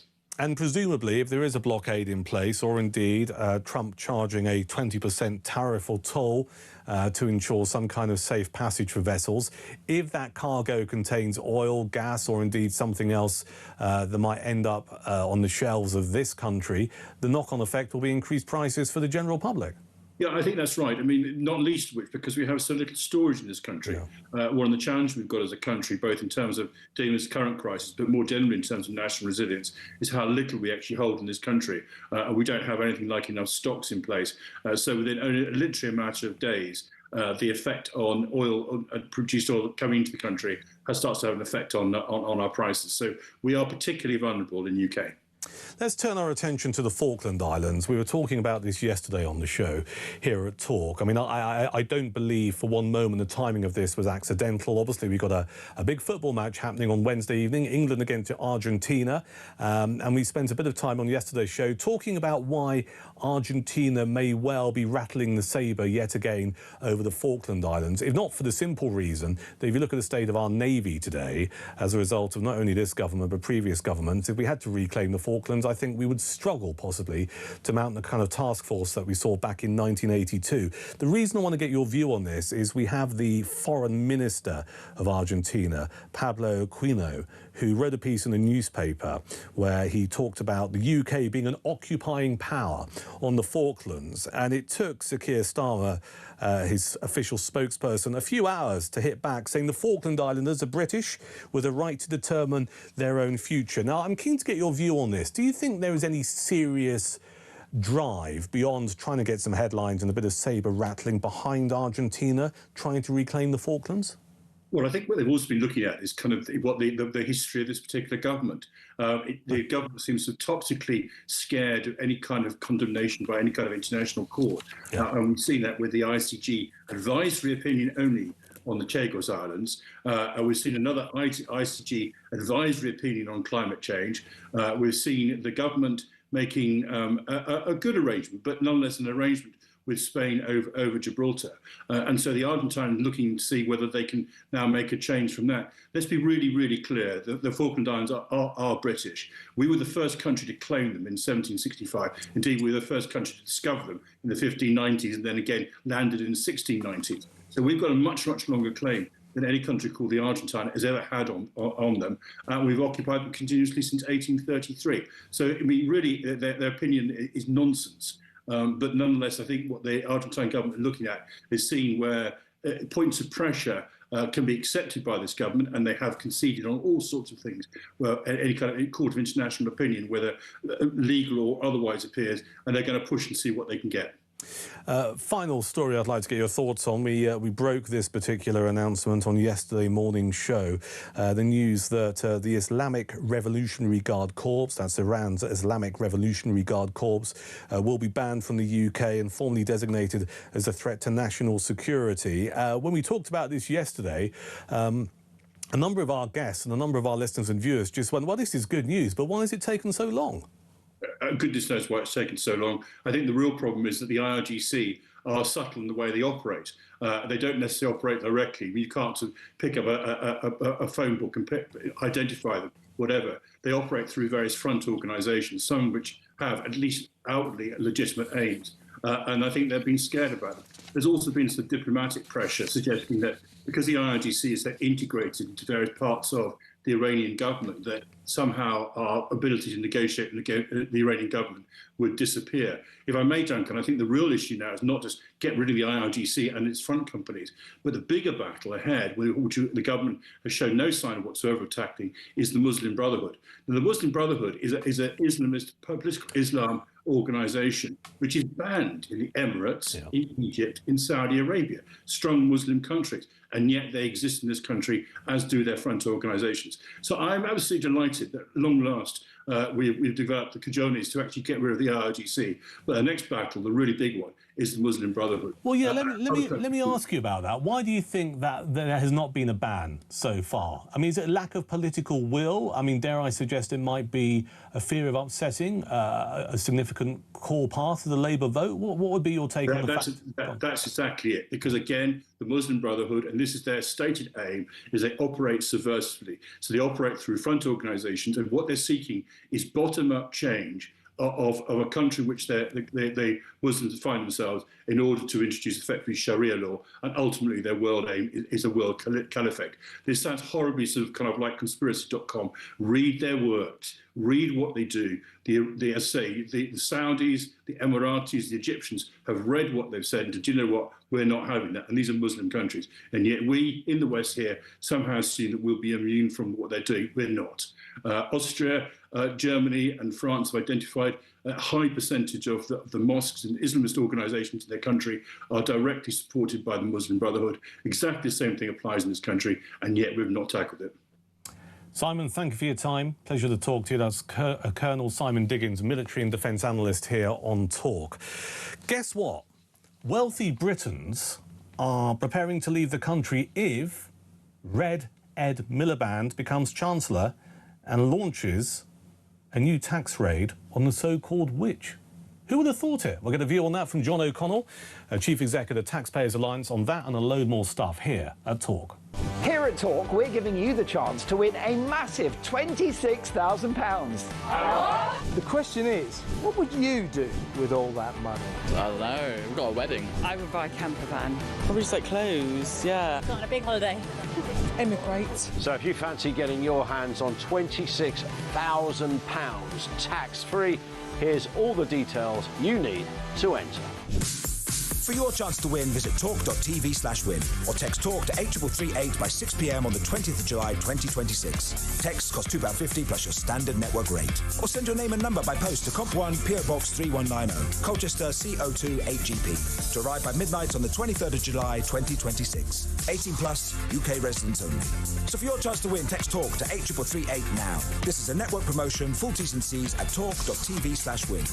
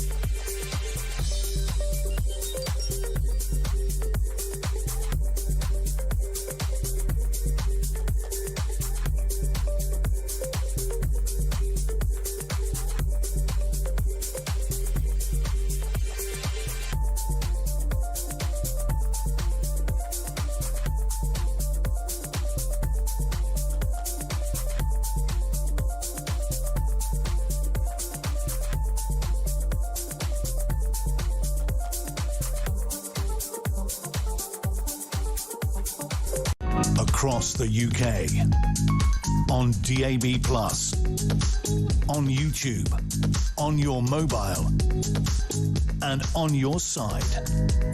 This is Talk. Now. I'm Duncan Barks. This is Talk. It's the home of common sense. 0344 499 1000. You want to pick up on anything we're chewing over this morning? Of course you can. We'll get some calls on the air between now and midday. You can also WhatsApp us and voice note us. Someone who sent a voice note on the subject of Ed Miliband, the possibility that Ed Miliband, some call him Red Ed, will be our next Chancellor. I mean, he's certainly jockeying for position. This is Matt's view. Duncan, Matt in Hove here. What is the obsession with this idiotic country that we would contemplate putting Ed Miliband as Chancellor? Somebody in charge of the economy that has never worked in financial services. It's absurd. He was a television journalist and then he became a Labour Party researcher and he was like junior minister in the Treasury. Like, why can't we just put somebody in charge that is a powerhouse in the city? You make a very good point there, Matt, and some good questions. I'll give you a view. I'll answer it. I mean, this is the state of modern-day politics, right? We have a raft of people in the cabinet and, indeed, junior ministers who have never worked doing a proper job. And what I mean by a proper job, they've worked for, and I don't want to upset people. Actually, I don't care if I upset people, right? You know, they've not run a business. They've not run a business. You know, in some cases, Andy Burnham, our next Prime Minister, is a case in point. Andy Burnham literally went from university to being a researcher for an MP. He did some kind of like slight NGO stuff, you know, some nice little bit of gentle working for an organisation, promoting a cause. And then he became an MP and just basically escalated from there. And that's the state of modern politics, I'm afraid, which I find utterly concerning. And you talk about Ed Miliband not having any real kind of business or financial experience. Well, look at Rachel Reeves. I mean, she will say, until she changed her CV, because people found out about her LinkedIn post, wasn't entirely right, that, oh, well, I have worked at a bank. Well, yeah. I mean, that doesn't necessarily mean you're qualified to be Chancellor, given that it appears that you were helping people opening accounts and you worked in customer services. So I just think it's an example of modern-day politics. And second to that, and I know I'm going off on one, so John O'Connell from the Taxpayers Alliance, bear with me for a second, we just don't have the calibre. We don't have the calibre of MPs in this country like we used to 20, 30 years ago. I said it yesterday on the show, I'll say it again. Sometimes you look at this government, you look at a cabinet, and it's like a really bad episode of The Apprentice. I'd say fire the lot of them. Let's talk about Ed Miliband potentially becoming our next Chancellor, because if you have a few quid, I would argue you should be concerned for all kinds of reasons. Let's get a view on this from John O'Connell, Chief Executive of the Taxpayers Alliance. Morning, John. Morning, Duncan. Always a pleasure to talk to you. Thank you for giving up a chunk of your Tuesday morning. I mean, where do we start with the potential or even the fear that Ed Miliband may become Chancellor? Because it's very clear he's jockeying for position. I mean, you know, there's a story circulating today, he might give the green light for some North Sea oil drilling, which, if that's not our pitch to be Chancellor, to try and boost the economy, I don't know what is. But we should be concerned, because already we're seeing stuff in the newspapers about all kinds of things like a land value tax, maybe changes to capital gains tax, possibly increasing the rates of inheritance tax. I mean, this stuff is out there for a reason. How concerned should we be that Ed Miliband could become Chancellor? Yeah, very concerned. Look, you were mentioning, and your caller was mentioning, the lack of business experience among our current crop of politicians from all parties, you know, to be honest. And, you know, in the Treasury specifically, somebody who's never run a business in their life, doesn't know the pressure of having to pay other people, you know, what that means at the end of the month for your bottom line and all of the rest of it. That's how you get business experience. That's how you understand the pressures that politicians can put on businesses through excessive taxation, excessive regulation, and these kinds of things. And, you know, we're seeing it in all of these suggestions that are coming out now. We're looking at higher rates of capital gains tax, for instance. And I know that this one can split opinion, but look, there's a reason that capital gains tax attracts a lower rate of tax, and that's because it's money invested. And there's a risk premium there. We need people to take risk and to to put their own money where their mouth is, to invest into business and to see a return from that business. You know, if we're talking about equalising those rates, what we're going to do is we're going to hinder investment and therefore productivity. We're going to see fewer jobs, and that's the shakeout from that. And then you're talking about things like more wealth taxes. Of course, we've seen people leaving the country over the last 2 years. We've played this tune already. Are we not sick of it? But no, apparently we want to do it even more. We've seen the damage that inheritance tax, extending that to family-owned business and to agricultural property, we've seen the damage that will do. We've seen the damage of frozen thresholds on inheritance tax at £325,000, which has been held for quite a long time, a few decades now. So that really should be, if that threshold had kept pace with inflation or earnings, that should now be somewhere up towards $750,000. So we've seen all the damage that this stuff does. We're not addressing the main problem, which is public spending. It's far too high. We spend far too much money on welfare. We dish out far too much money to illegal immigrants. We're looking at things like not just high levels of welfare. We're looking at other areas where welfare claimants are able to get help with their bills that are not available to people who go to work, holiday clubs, on their water and electricity bills. These are things that are not available to people who get up every morning and go to work. And they're feeling the pressure in their everyday spending, but it doesn't work the other way around. And again, politicians don't understand business, so they think they can just come back for more. I think you're right. And before we let you go this morning, I do want to get your specific take on this idea that a hosepipe ban should not apply to those on benefits. But I just want to revisit this idea that potentially those people who have got wealth, and you're absolutely right, the figures speak for themselves. Since Labour came into government, we've seen millionaires leave, we've seen entrepreneurs leave, because it's been this almost anti-business, hostile environment that's being created. This is the bit I don't understand, and I'd welcome your view on it, which is this, all right? You and I, and anyone with a brain, knows that growth comes from the private sector, right? So we need people who are entrepreneurs, businessmen and women, to actually invest and create jobs, because ultimately it benefits the economy. We have seen over the last 2 years, since July 2024, and since Labour came into office, that Rachel Reeves's measures have been anti-business, so you can argue anti-growth, and also has seen entrepreneurs and those that you might class as wealthy leave this country and go elsewhere. Despite this, it seems that we may well end up with a Chancellor who believes still that the right thing to do is to tax the wealthy. Why haven't they learned from the last 2 years, do you think? For the reasons I think that you covered quite eloquently in your assessment of what your caller was saying, that they don't have any business experience. So they think that these are pots of cash that you can just keep coming back for. They don't understand the blood, the sweat, the tears that goes into creating this money, to creating the jobs that everybody else in the private sector has to work in. They're insulated from all of this. MPs have their energy bills paid for them. They have their council tax bills paid for them. They have the most generous pension scheme you could possibly dream of. They are completely insulated from economic reality. So therefore, that they think that they can just come back to the private sector and I was going to say ask for money. They're not asking for it. They're taking it from you under the threat of prison. They think they can keep coming back for more and more because they've never, ever experienced any of this in their careers, or for a large part.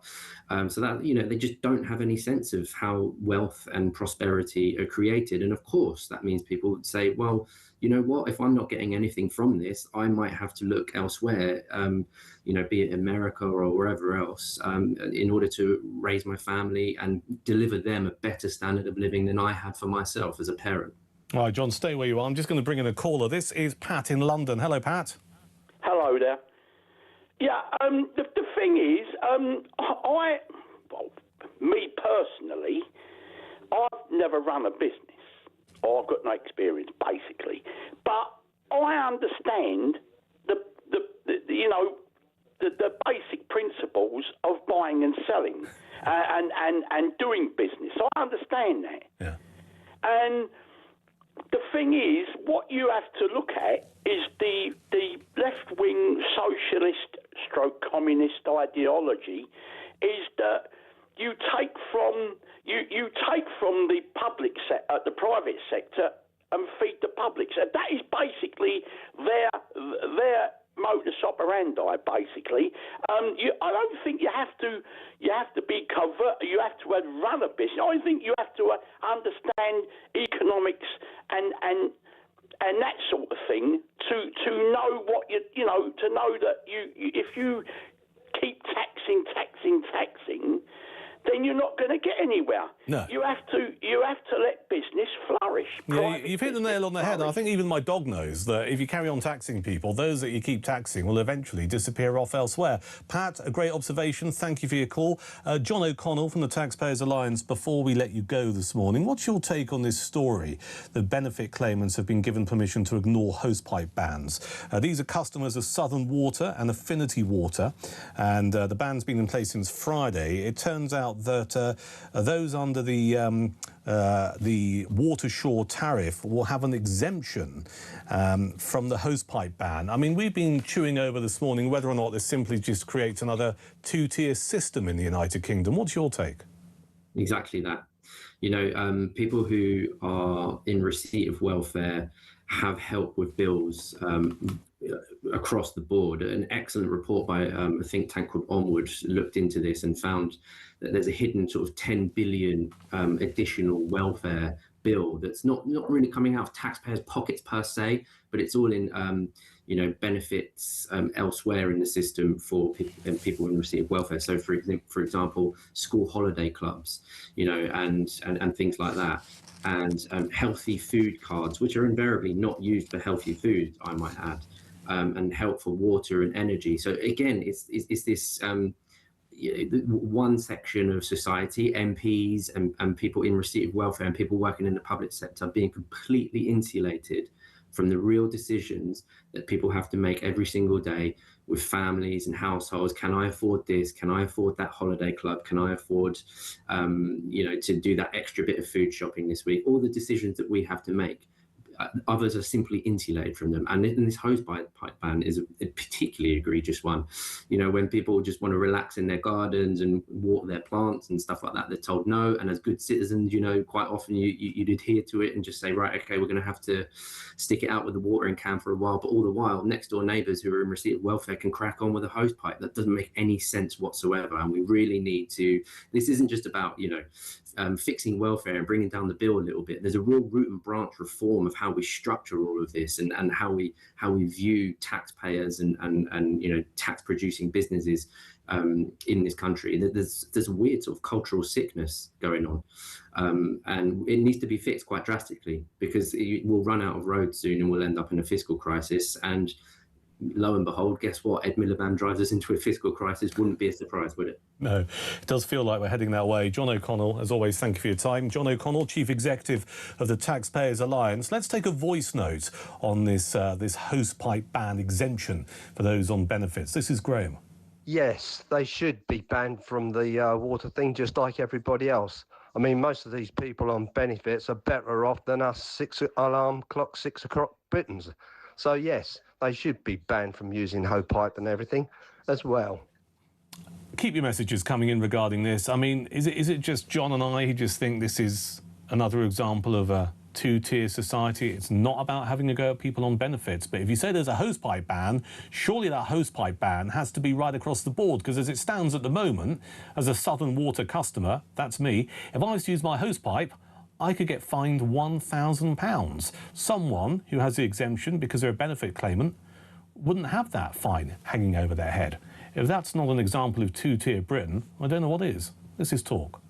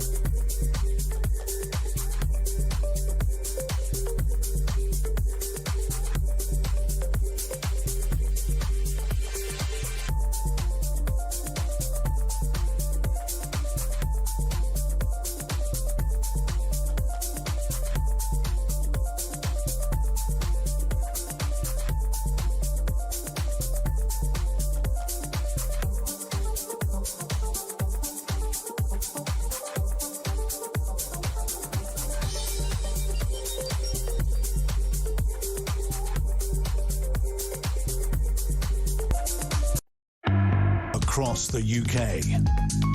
On DAB+, on YouTube, on your mobile, and on your side. This is Talk. 10 minutes to midday. I'm Duncan Barks. This is Talk, the home of common sense. 0344 499 1000 for your calls, your voice notes and your WhatsApp messages. What more can be done to protect our politicians? Keen to get your thoughts on that.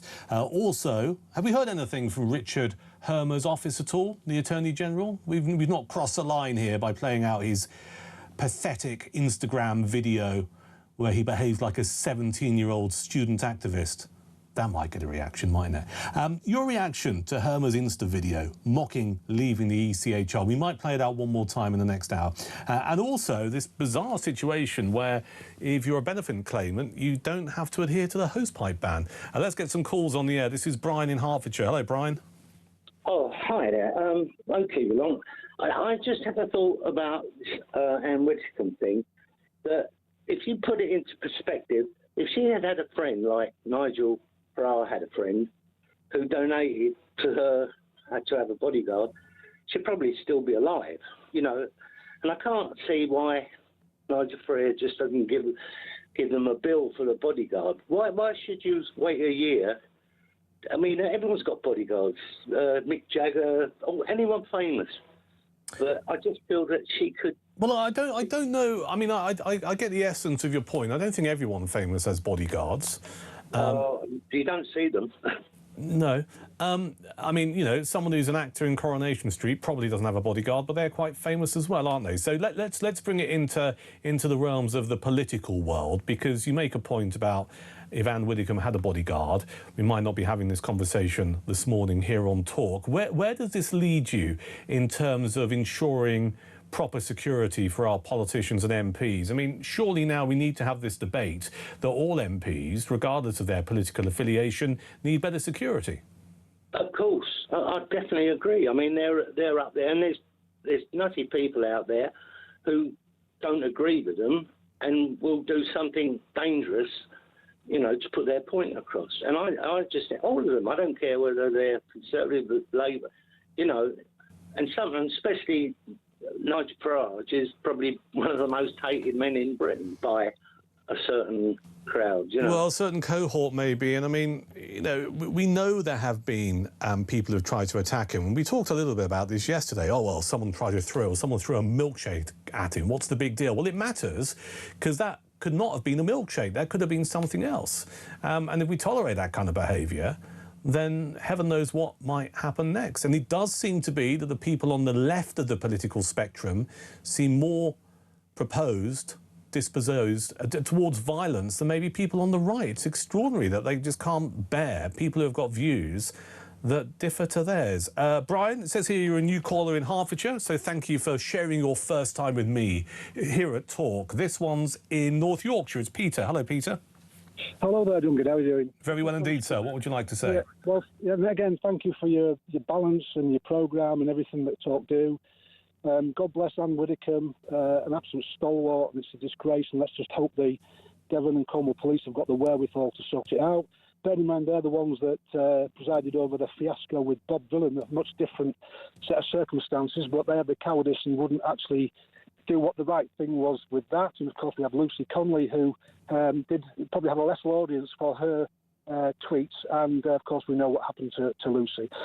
My point really is about Hermer and Starmer, and despicable, absolutely despicable. They disgrace the pair of them. Of course, human rights lawyers, so of course they support ECHR, because ECHR provides a bottomless pit of clients for them going forward, which they can, as we know, charge £450 an hour. And, of course, you know, the ECHR was set up by Winston Churchill, who was involved in that after the war, and it is totally not fit. Well, it was the Council of Europe, wasn't it, that Churchill was part of around 1950, 1951. You're absolutely right to make that point. And I think most people, Peter, are of the view, and they should be, that human rights do matter. But the problem that you've just identified with the ECHR is that it's been abused over the years. And you look at Article 3, Article 8, it's, you know, they're being weaponised. It's a monopoly free ticket for your human rights lawyers to fall back on. I got 30 years experience in law and order, spent 30 years in the police, and I saw it time and time again with unscrupulous lawyers who weren't interested in the truth, weren't interested in society and the victims. All they were worried about was getting their clients off. And time again, we saw ECHR was used. And, of course, it's now being used, in terms of the migrant situation. And something has to be done, Duncan. It has to go. I think so. We know that Nigel Farage and Kemi Badenoch are saying we need to quit the ECHR. I just find myself thinking sometimes these people who abuse it and use it and weaponise it, they're not lawyers, they're activists. Pleasure to talk to you, Peter. Richard's in London. Hello, Richard. Hello, Duncan. Yeah, 2 points. I think everybody needs to think about the horrifying crimes that we've seen over the last several years. And I think it's time for people to consider the death penalty again, because there is simply not enough deterrence. And the crimes we're seeing are just, it's like Southport or the attempted murder in Belfast. And these things are off the scale. And we can talk about increasing security as much as you like, but I mean, that's only for politicians. That's not for the public. The second point, on the human rights. Well, let me just pick up on your death penalty point, if I may. What would you bring the death penalty back for? It would be for the most serious acts of murder, such as those involving children, and I think murders are particularly vile, such as the murder of an elderly lady, for instance, because the point is, Duncan, we've become sort of anaesthetised to this over the years, because this is a relatively new phenomenon. If you look back in history, for instance, there was actually a fairly low murder rate in Britain between 1850 and 1950. Violent crime really increased in the sort of 50s and 60s and 70s with a primitive society, and we've just become used to it. And when the death penalty was got rid of by a Labour government, of course, there was an idea that, we'll have life imprisonment, but we don't even have life imprisonment anymore. No. And the other thing that we never considered was the old idea of hard labour. If you think of someone like Axel Rudy-Cavana, who's probably watching TV now, or possibly listening to us. Now, if he thought that he'd have to do 50 or 60 years of breaking rocks in the hot sun, to quote the Clash song, I think he would have fought again. Okay. So I think hard labour is an alternative to... Understood. Richard, I'm not being rude, but time's not on our side, but I know you wanted to make a point about the ECHR. What was it? Very quickly, this was... It's not so much the ECHR itself, Duncan, it's the fact that when Labour passed the Human Rights Act, they sort of fused our human rights with the ECHR in such a way as it means we've got permanently open borders, because there are countries like Poland and Hungary who are signed up to the EHCR, but they don't interpret it. They see it as advisory and not mandatory. Yeah. So effectively, what Hermer and Starmer and people like Sherry Blair were doing was saying we will secretly, effectively, place a bomb under Britain's legal system so that you'll never be able to control your borders. Yeah, I mean, you make a really good point. It's about interpretation, isn't it? And I think that's something that's worthy of greater debate. Thank you, Richard in London, for calling us here at Talk. 0344 499 1000. You can do the same. You can send a voice note to that number. We'll play it out. You can also WhatsApp me, and I'll read it out as well. I'm Duncan Barks. I'm here through until 1 o'clock. Ian Collins here from 1 this afternoon. Up next after midday, former government advisor on political violence, disruption and extremism, Lord Warney on the show. Do not go anywhere. This is Talk.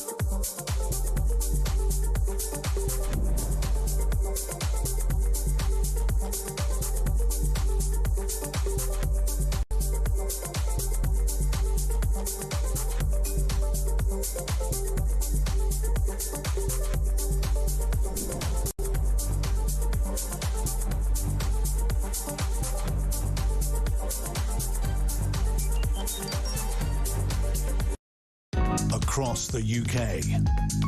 On DAB+, on YouTube, on your mobile, and on your side. This is Talk.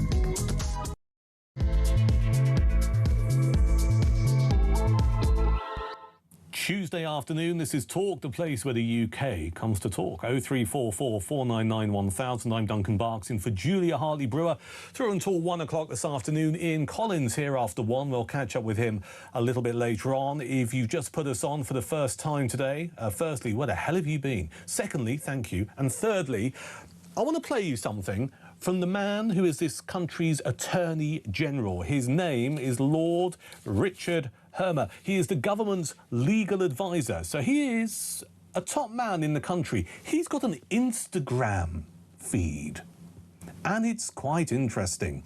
We discovered earlier today that the Attorney General had a video still up there on his Instagram feed where he's effectively mocking anyone who dares to suggest that the United Kingdom should uncouple itself from the ECHR, the European Convention on Human Rights. Now, I don't know how your blood pressure is, but if it's a little bit high, this might make it higher, because this man, quite frankly, is just contemptuous of anyone who thinks we'd be better off out of the ECHR. So I've just given you a warning, a blood pressure warning. Here comes our Attorney General. Attorney General, if the pen lands in the pot, we leave the ECHR. Really? All right. Oops. So, 3 reasons I'm really glad I missed. Firstly, I believe that government protects people's rights. It doesn't take them away from them. Secondly, the rights in the ECHR are our rights. They're fundamental rights. They're your and our human rights. And thirdly, you know what? I think the world's a better place when we come together with 45 other nations across the Europe, united in our shared values. I still can't get my head around the fact that someone who is such a senior man in this country today thinks that's the right way of communicating with people in the United Kingdom. Your thoughts, 0344 499 1000. This is Georgina in London. Good afternoon. Good afternoon, Duncan.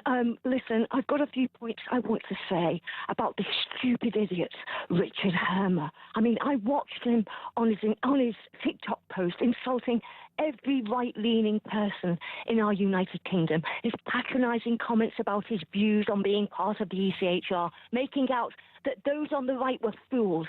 But Duncan, he was showing himself to be a fool for not giving the right-leaning population any credit for their intelligence, talking like being part of it was somehow beneficial to our country, somehow evolutionary going forward, when the reality is that it's the annihilation of our once great culture, our once great nation, and our once proud population, causing irreparable social destabilization for which we are paying the price daily. I mean, how can not being able to make our own political decisions and choices be beneficial to our so-called sovereign nation?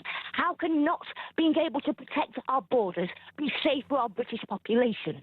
How can not deporting foreign criminals who rape our children, our women and our men keep our population safe? How can not be deporting foreigners who murder our family members be conducive to the cultural cohesion ideology that the left are force-feeding us continually? Lord Hermer obviously has not done his due diligence, or perhaps he doesn't care about our safety under the humanitarian and grossly outdated ECHR rules. The United Kingdom, Duncan, will continue to decay until we are free from the European straitjacket that is preventing us from moving forward and turning our society and our cities into a third world backwater. And it's blinkered, high-rolling, champagne socialists like Hermer that are the root of this evil. And until we're able to remove the self-righteous, culture-annihilating, country and economy-destroying leftists, overlords like Hermer, this country, our people, and what's left of our economy will continue to deteriorate. Let me ask you a quick question. And first off, Lord Hermer's not here to defend himself. I have to say that in a true and decent way. But does it concern you, given what you saw in that video, that he is the government's legal advisor?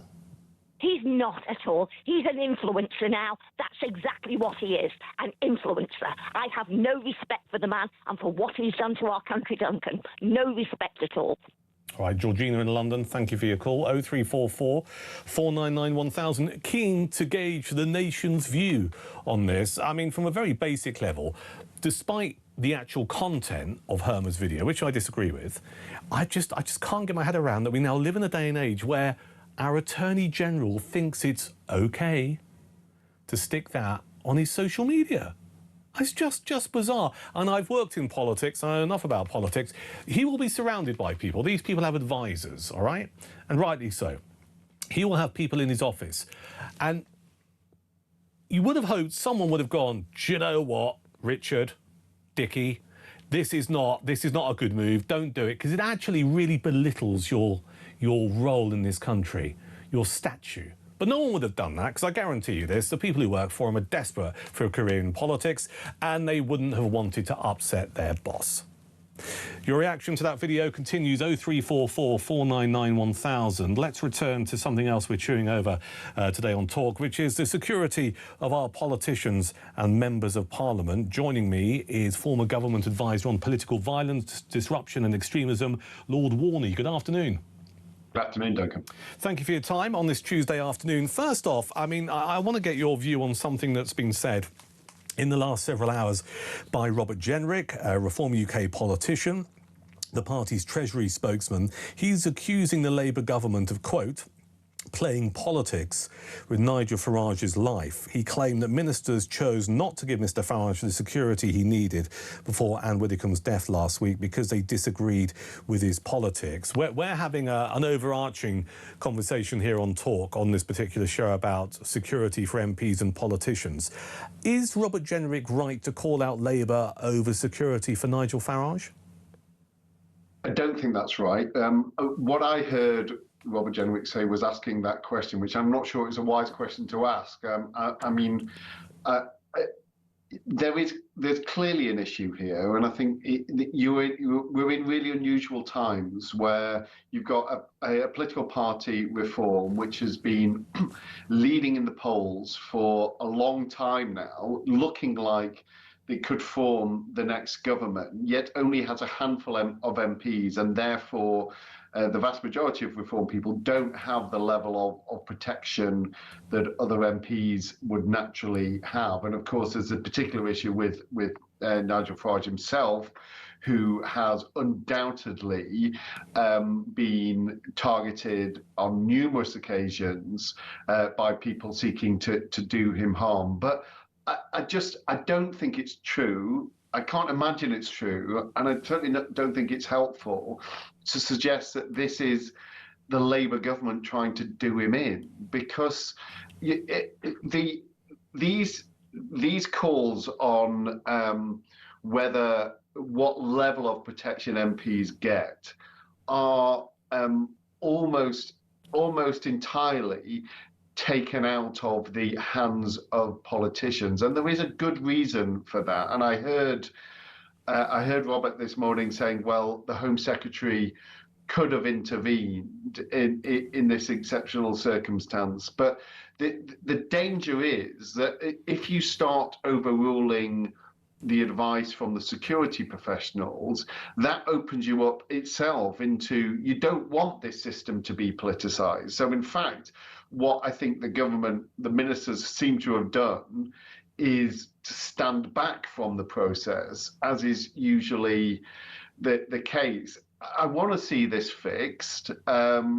It is, and I think it is worth us having a proper understanding of what it is that Nigel Farage was offered, what it was that he thought that he needed on top of that. And generally, I'm of the view that parliamentarians they're generally the best judges of what they need. But look, I mean, the idea that this is a Labour plot to get him, I think is kind of feeding into this conspiracy theory stuff, which I don't think anyone is ultimately served by. So do you think it's a case then of Robert Jenrick who's playing politics here?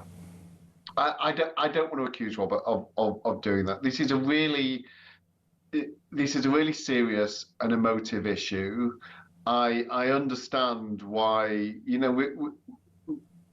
the Reform Party have just lost one of their senior and most beloved members. Yep. They will be feeling really raw about that. I understand it, and I think a lot of things can be said in this kind of time, that sometimes it's better just to take a step back from rather than immediately reacting to. But the key thing is, do we give members of the Reform Party and all parliamentarians the level of protection which they need? And there'll be some people who say, well, they don't care about us, so why should we care about them? Now, I think parliamentarians do actually care about the public, but why this is of wider importance is because we are lucky to live in a democracy. People are frustrated with it, but all of the alternatives where a small clique of people without any accountability decide, or it's run by one ruler with no one, the public, having a say, all of those alternatives are worse.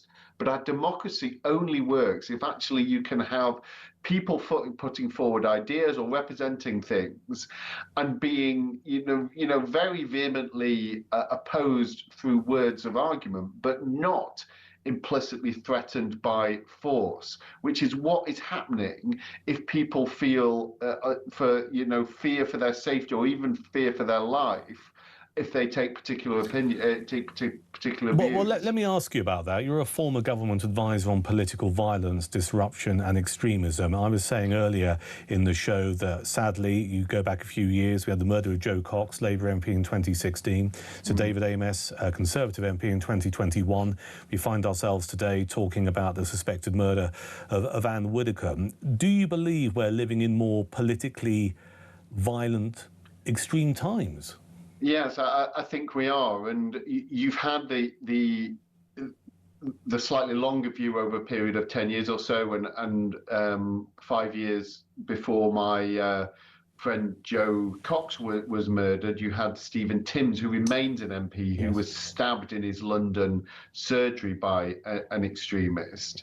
The threat is clearly real, and what MPs will say is that the level of intimidation that they have received for so many of them has increased very significantly since the start of the Gaza conflict. And much of this focused around what position they take on the issue of the conflict in the Middle East, whether they are in favor of Palestine, as a pro-Palestine campaigners will frame it. And there was the alarming moment what we were about 18 months ago, where it was at the point where people were pushing the government to be calling for a ceasefire in the conflict. I mean, the idea that would have stopped the conflict was fanciful anyway, but they were doing that. There was a lot of pressure, and there was a big and angry demonstration surrounding Parliament. And the Speaker looked at that and thought there was actually a risk to MPs who were going to be leaving the debate. So he didn't call a vote that he would otherwise done. And people took a step back and thought, hang on a minute, this is actually the threat of violence tangibly changing the way that we make decisions. So we can say, forgive me for interrupting you, that if you like, the baying mob has already started to impact on democracy in this country. Yeah, and I think we need to be much clearer in the line that we have between what is legitimate protest and freedom of speech and what is intimidation, because this intimidating behavior, if you are surrounding people or surrounding premises and you're screaming at people as they go past, it's the kind of behavior that in any other circumstance would land you with a charge of intimidation or harassment. And it's not okay. It's not a legitimate way to make your point, and it has a real tangible effect upon the way in which we can make decisions in the country, which we ultimately, however frustrated people are with the parliamentary system, we all lose out from if we go down that road. Understood. So given everything you've just said, which has been genuinely fascinating, so thank you for your time this afternoon, what does it lead you to conclude when we talk about potentially greater security for politicians or MPs in this country? Do we need to really increase funding and resources to stop maybe some MPs or politicians feeling intimidated? Yeah, there has been a lot of money, a lot of resource put into the system, which is welcome. Clearly, there are areas where it's going to need to go further from here. I want the area, as we're just talking about, the area directly outside Parliament is a real vulnerability, because there are many workspaces. You know, I'm talking to you from one of them right now, which is off the parliamentary estate, where there is an open passage where parliamentarians do get targeted. So we need to do all of that. But then I think the bigger thing is being clearer about what is acceptable and what isn't when you're trying to make your point in political debate. I think you're right. Lord Warney, thank you for your time this afternoon. That's Lord Warney, former government advisor on political violence, disruption and extremism here on Talk. You may well have a view on what he said. I'd love to hear it. 0344 499 1000. Surely the time has come to increase the resources and funding when it comes to protecting our politicians and MPs. Lord Warney there making a point that a vote on Gaza didn't happen because basically, this is my words, not his, but it's the sentiment, the baying mob outside freaked out the Speaker of the House of Commons so much that the vote never took place. So what do we do about it? Do we stop protests outside of Parliament? Do we get rid of these people who turn up with their banners? Do we get rid of people who start harassing MPs walking down Whitehall? You will have seen the stuff on social media. 0344 499 1000. Do not go anywhere. More BBC licence fee madness. Here's one for you. Lisa Nandy, the Culture Secretary, was giving evidence to a select committee in Parliament inside the last 24 hours. One of the ideas that's been floated in order to carry on funding the BBC is that Netflix and Disney Plus subscribers could be told to pay the BBC licence fee. More on that next, here at Talk. Here at Talk, we're giving you the chance to win a massive £26,000. The question is, what would you do with all that money? I don't know. We've got a wedding. I would buy a camper van. Probably just like clothes, yeah. Not on a big holiday. Emigrate. So if you fancy getting your hands on £26,000 tax-free, here's all the details you need to enter.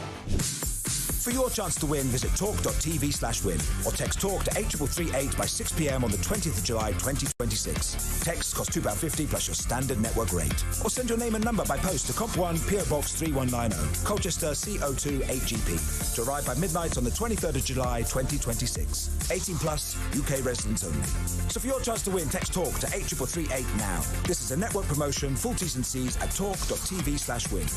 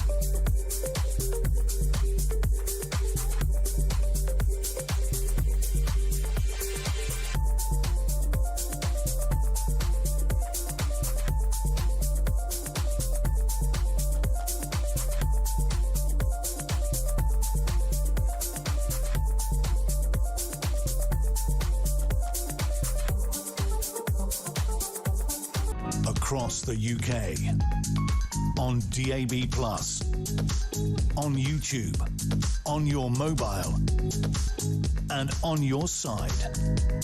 This is Talk. It's just turned 20 past midday. It's Talk, the home of common sense. I'm Duncan Barks. I'm here through until 1 o'clock this afternoon. Ian Collins here from 1. Another day, another raft of stories about the British Broadcasting Corporation, the BBC. Are you ready for this? Let me just have a look. Customers of Amazon Prime. Oh, well, that's me. Hang on, let's make a note there.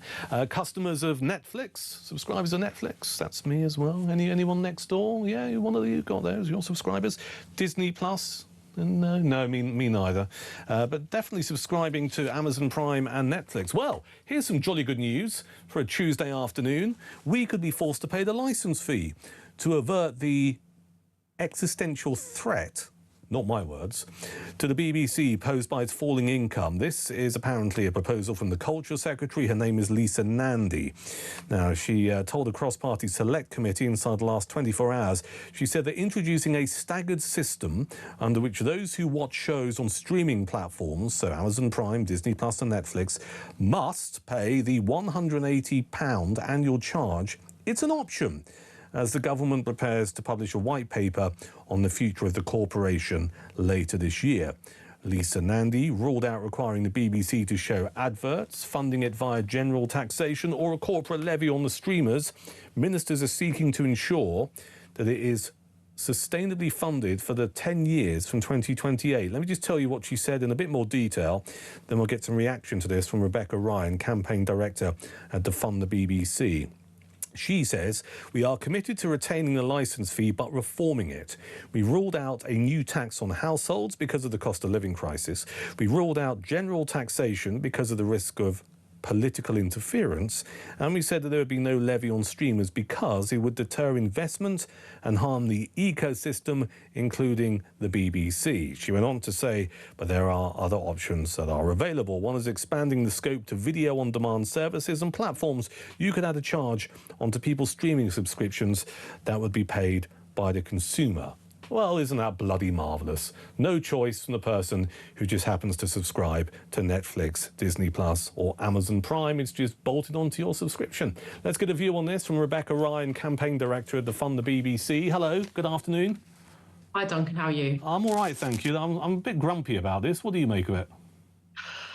I mean, this with this government, it's been going backwards and forwards on these different concepts over the last few months, as you will have seen. And previously, they were sort of talking about this, the stapling it onto the streaming suppliers there, but also then they talked about adding it to utility bills. Now, they've discounted that now because they said because of the cost of living crisis. Well, because of the cost of living crisis, do you think that people will then want to pay for it on top of Netflix and on top of Amazon? It makes absolutely no sense other than it just feels better for them. It feels better for the fact that they're already bolting huge amounts of costs for net zero onto utilities, so they better not put anything else on there. So why don't we just sort of put it onto these American corporates who are providing all of this entertainment content? What it essentially is a tax on entertainment, and they can't pretend that it's anything other than that. You know, the people who aren't paying the license fee, aren't paying it because they don't want to fund the BBC. You know, they've stopped watching ITV, they've stopped watching Channel 4 if they're, you know, on live broadcast deliberately because they don't want to fund the BBC. But yet here we have the Culture Secretary, you know, finding new ways of taxing them for watching other content, and it has nothing whatsoever to do with the BBC. The licence fee originally, as you'll know, Duncan, was around funding the broadcasting equipment that BBC had, and it was created to sort of anybody who had any sort of equipment that could receive broadcast had to pay, and that makes sense for the BBC as a national broadcaster.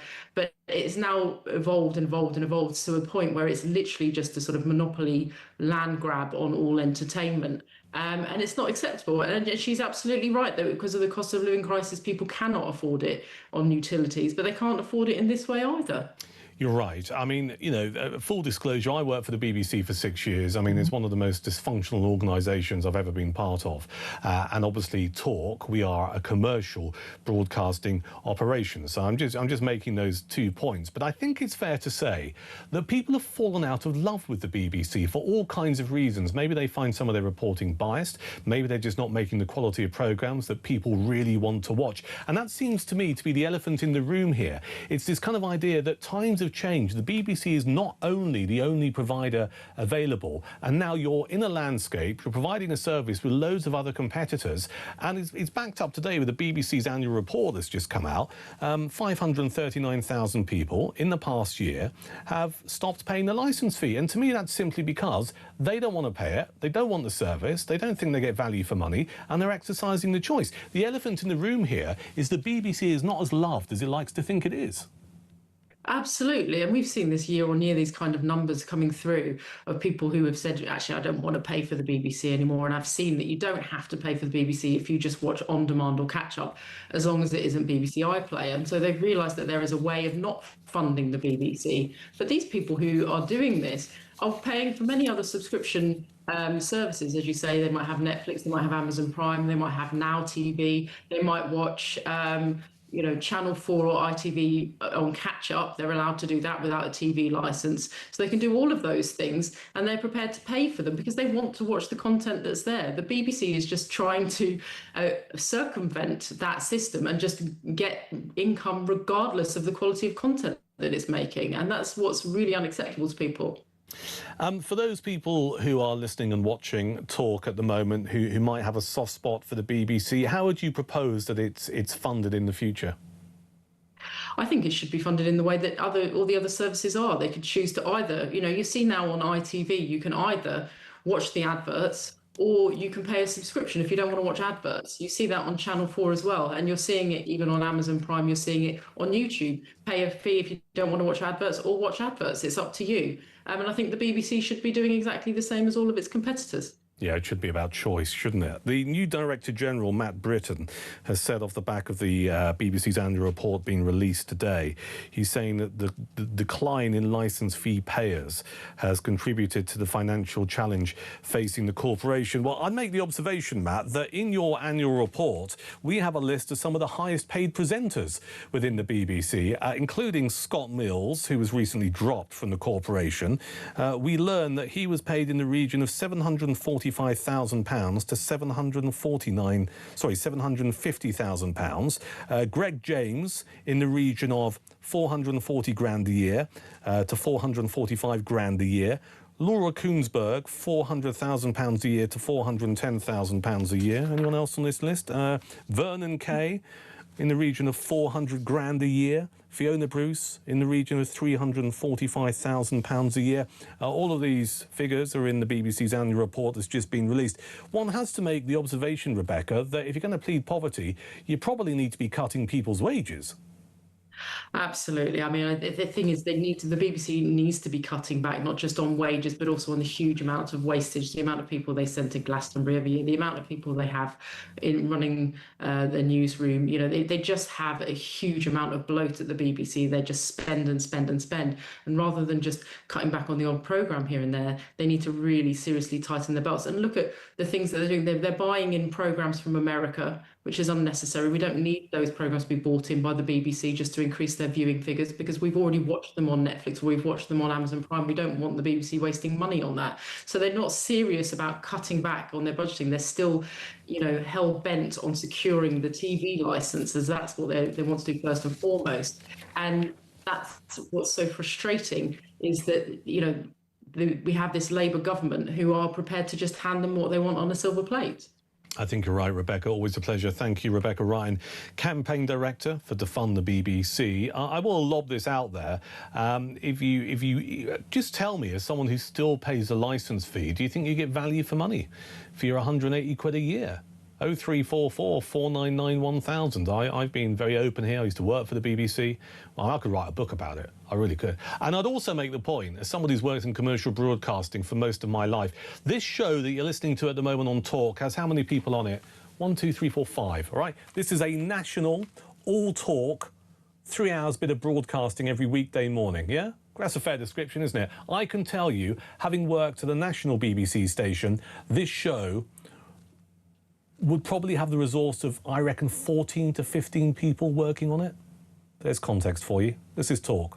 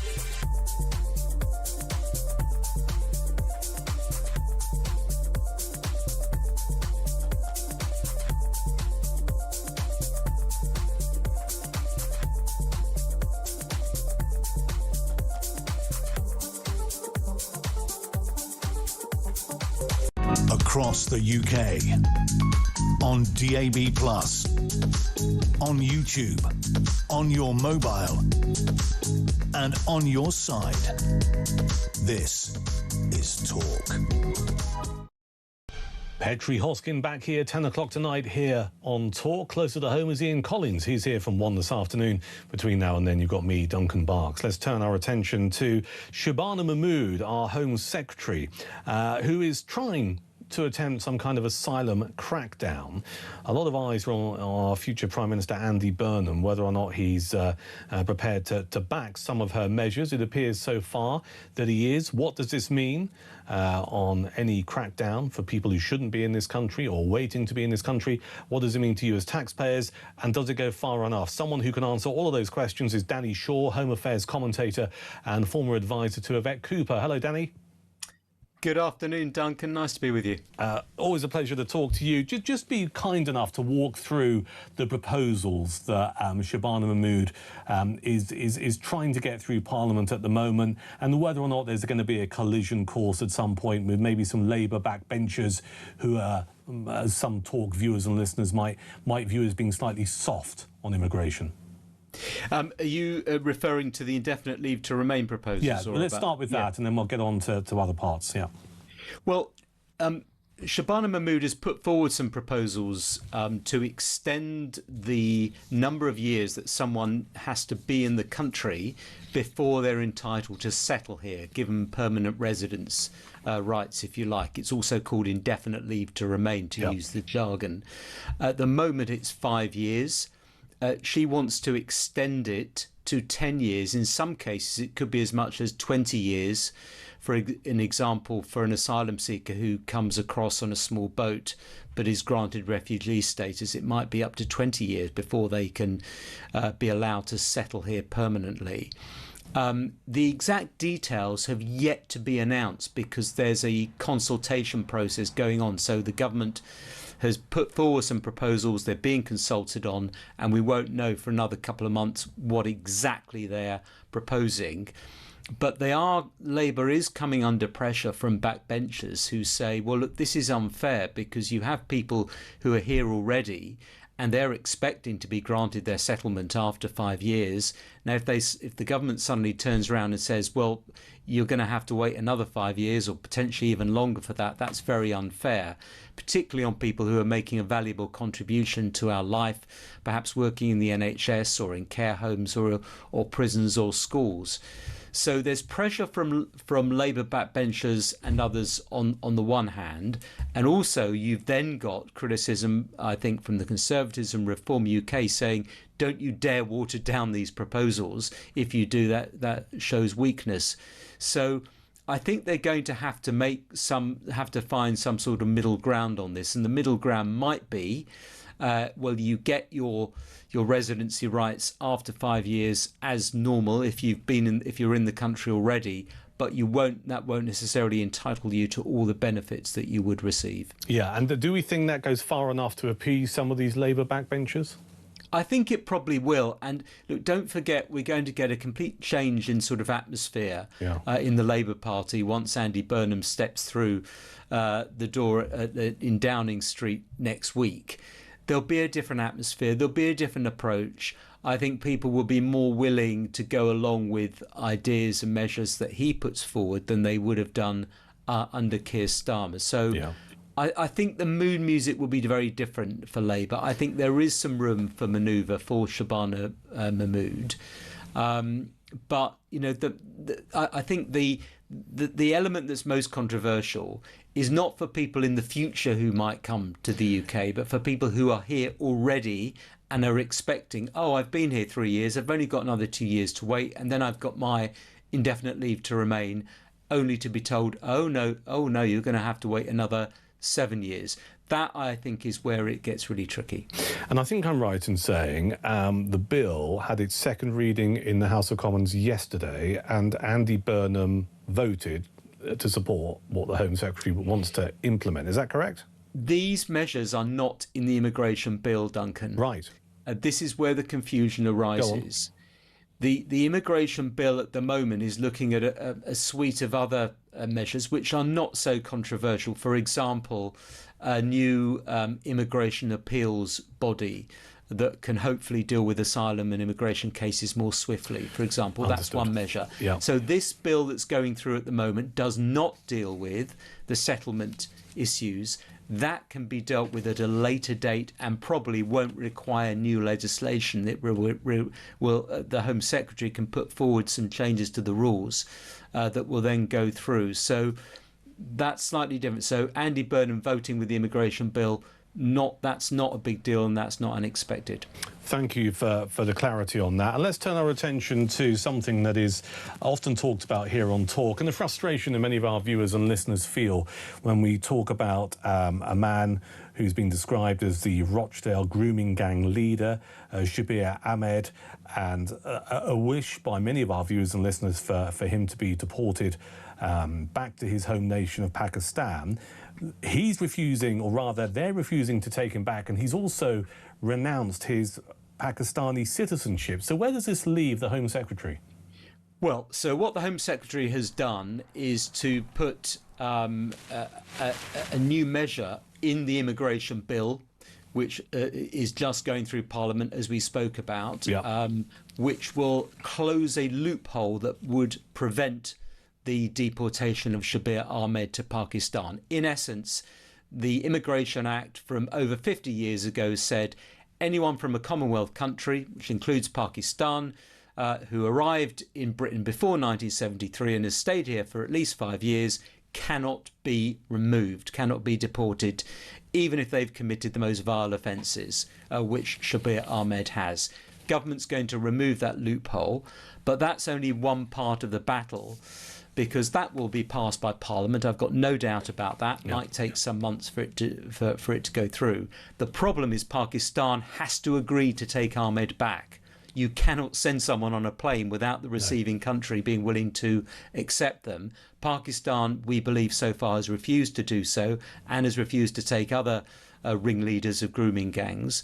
So I think this is going to require some diplomacy between the British and the Pakistan authorities, perhaps some exchanges of other suspects, perhaps some negotiation, perhaps some carrots and sticks, in order for the Pakistanis to agree to take Shabir Ahmed back once the legislation has gone through Parliament. Understood. So despite any legal change the government may make, we're still effectively at mercy of a country saying, yeah, we'll take back this person. Yes, absolutely. Look, the Pakistanis were very cooperative. If you remember that dreadful case in Surrey a couple of years ago of the schoolgirl Sarah Sharif, who was murdered by her father and other members of the family involved.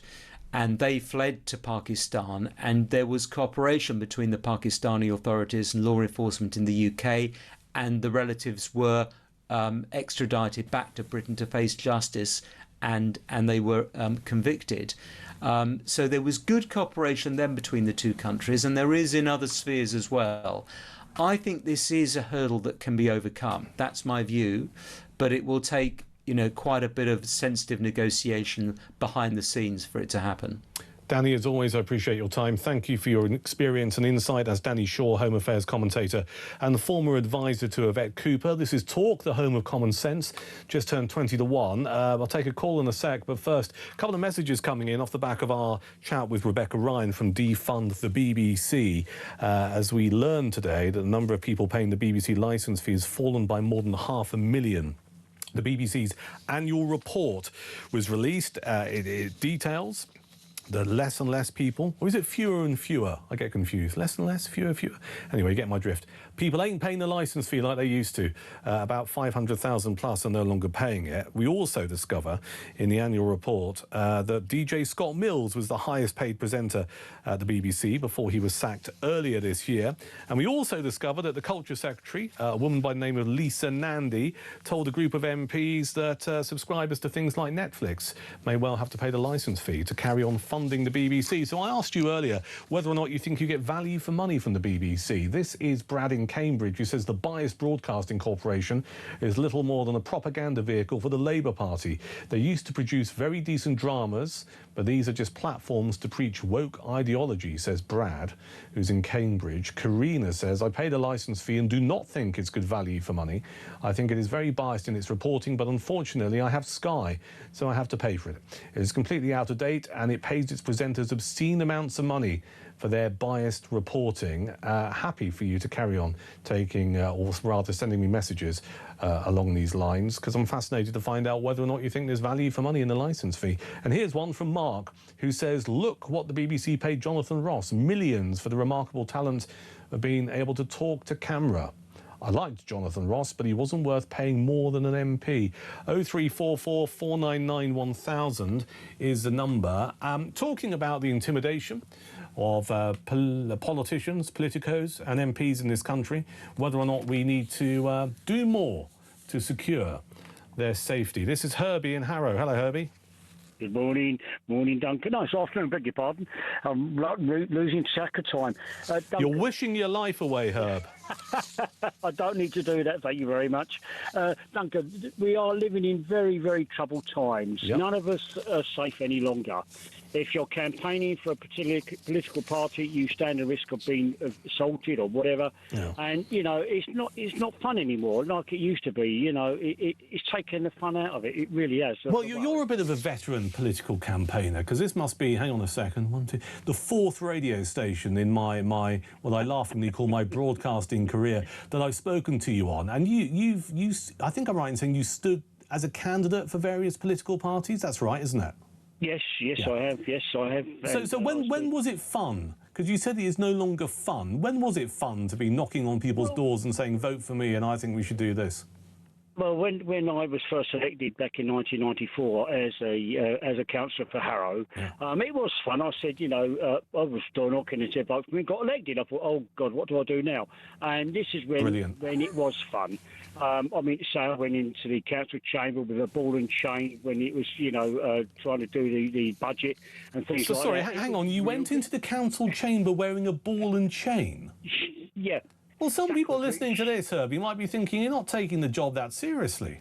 I was taking it very seriously because I was... What, you started wearing fancy dress? Oh, not fancy dress, a ball and chain. It was a real one. I'll drop it on your toe and you'll know about it. I'll tell you, it was fun. It was fun, though, Duncan. And, you had the serious things in life. And it's taken the edge out of it because you've got to watch your back all the time. I was up at Manchester campaigning, and there were some real nasty people up there. I tell you, Well, let me ask you about this, and I'm joshing with you a little bit because you stood for office, you got elected, and fair play to you. When do you think it all changed? When did it stop being fun, and when did it start being really unpleasant, where you get some quite serious vitriol from those people who disagree with your political views? What changed, and when did it change? I think when when Tony Blair was first elected, it all started to change then, you know, with immigration and the war and everything else. It all started to go downhill very quickly because they had the majority vote. You know, they brought in the postal voting, which I never agreed with. And they but why would, sorry to interrupt you, but why would postal voting change how people behave in politics? I don't quite get it. Well, you don't know you don't know who's putting a cross on there to put the person in power. You really don't. You do not know who's doing it. You go to a booth, only you are allowed to go in that booth and put that cross in. I get that. Let me give you my theory as to why it's got worse over the years, and I think it's down to social media. Yeah, that too. That I agree. That too, because it's so easy, very quickly, instant photographs, instant reports. Yeah, and you know, you get some keyboard warrior sitting in their bedroom who doesn't like a politician or their policy. They type out some bile, then it gets worse, then it gets worse, it never gets challenged, and consequently, people think they can behave in the most appalling way. Herbie, thank you very much for your call. It is Talk. It's coming up to 10 minutes to 1. Ian Collins here after 1. We have a report out today showing that the UK government wasted nearly 2/3 of the money it spent on protective equipment, almost 10 billion quid, and had perilous stockpiles that were unprepared for the pandemic. This is the latest finding as part of the COVID-19 inquiry. More details on this and reaction next here at Talk.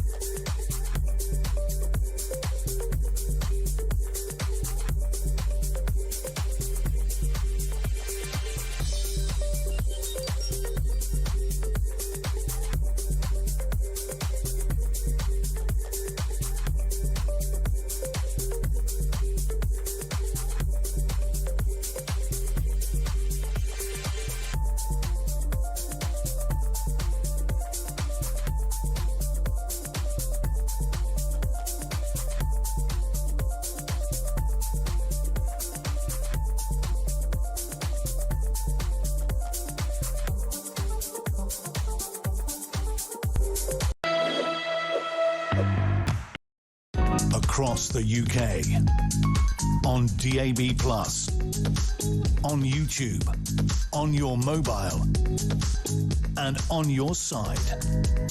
This is Talk.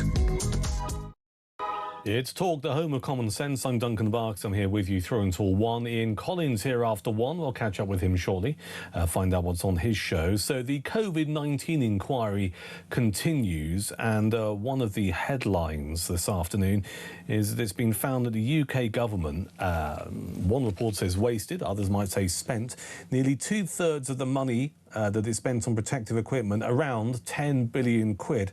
And they had perilous stockpiles that were unprepared for the pandemic. Now, I take a slightly pragmatic view regarding this because I think, you know, hindsight is great, isn't it? The benefit of hindsight, you might go, we would have done this differently, would have done that differently, we would have made these decisions different from the decisions we made. And I think it's fair to say, this, that the COVID-19 pandemic was so unprecedented that I think whoever was in government would have made some decisions which turn out to be not the right decisions. But that's just maybe my view. Let's get a more informed view on this. Roy Lilly is a former NHS Trust chairman, joins us on Talk. Good afternoon. Hello, Duncan. Good afternoon. Thank you for your time. I've just gone through one of the initial headlines here about the amount of taxpayers' money, as one report describes, wasted on PPE during the COVID-19 pandemic. Is some of this criticism justified, do you think? Well, look, I think it's easy to be critical. I think it's worth just rolling back the tape, you know, and having a look at what happened here. In terms of preparedness, the NHS and other departments of government used to rehearse something called Operation Signet. Now, that was fundamentally a kind of a pandemic based around a flu thing, that somebody would be able to produce a vaccination for. The exercise would be over maybe 10 days, and everybody would come out, pat each other on the back and say, yeah, well, we came through that all right, and I've kind of been through that myself. Yeah. But what happened with COVID was it was what's called a novel infection. That means a new infection for which all the existing stuff we had was no good. Once that was discovered, there was a panic. Now, normally procurement is done through NHS procurement services. They buy billions of stuff.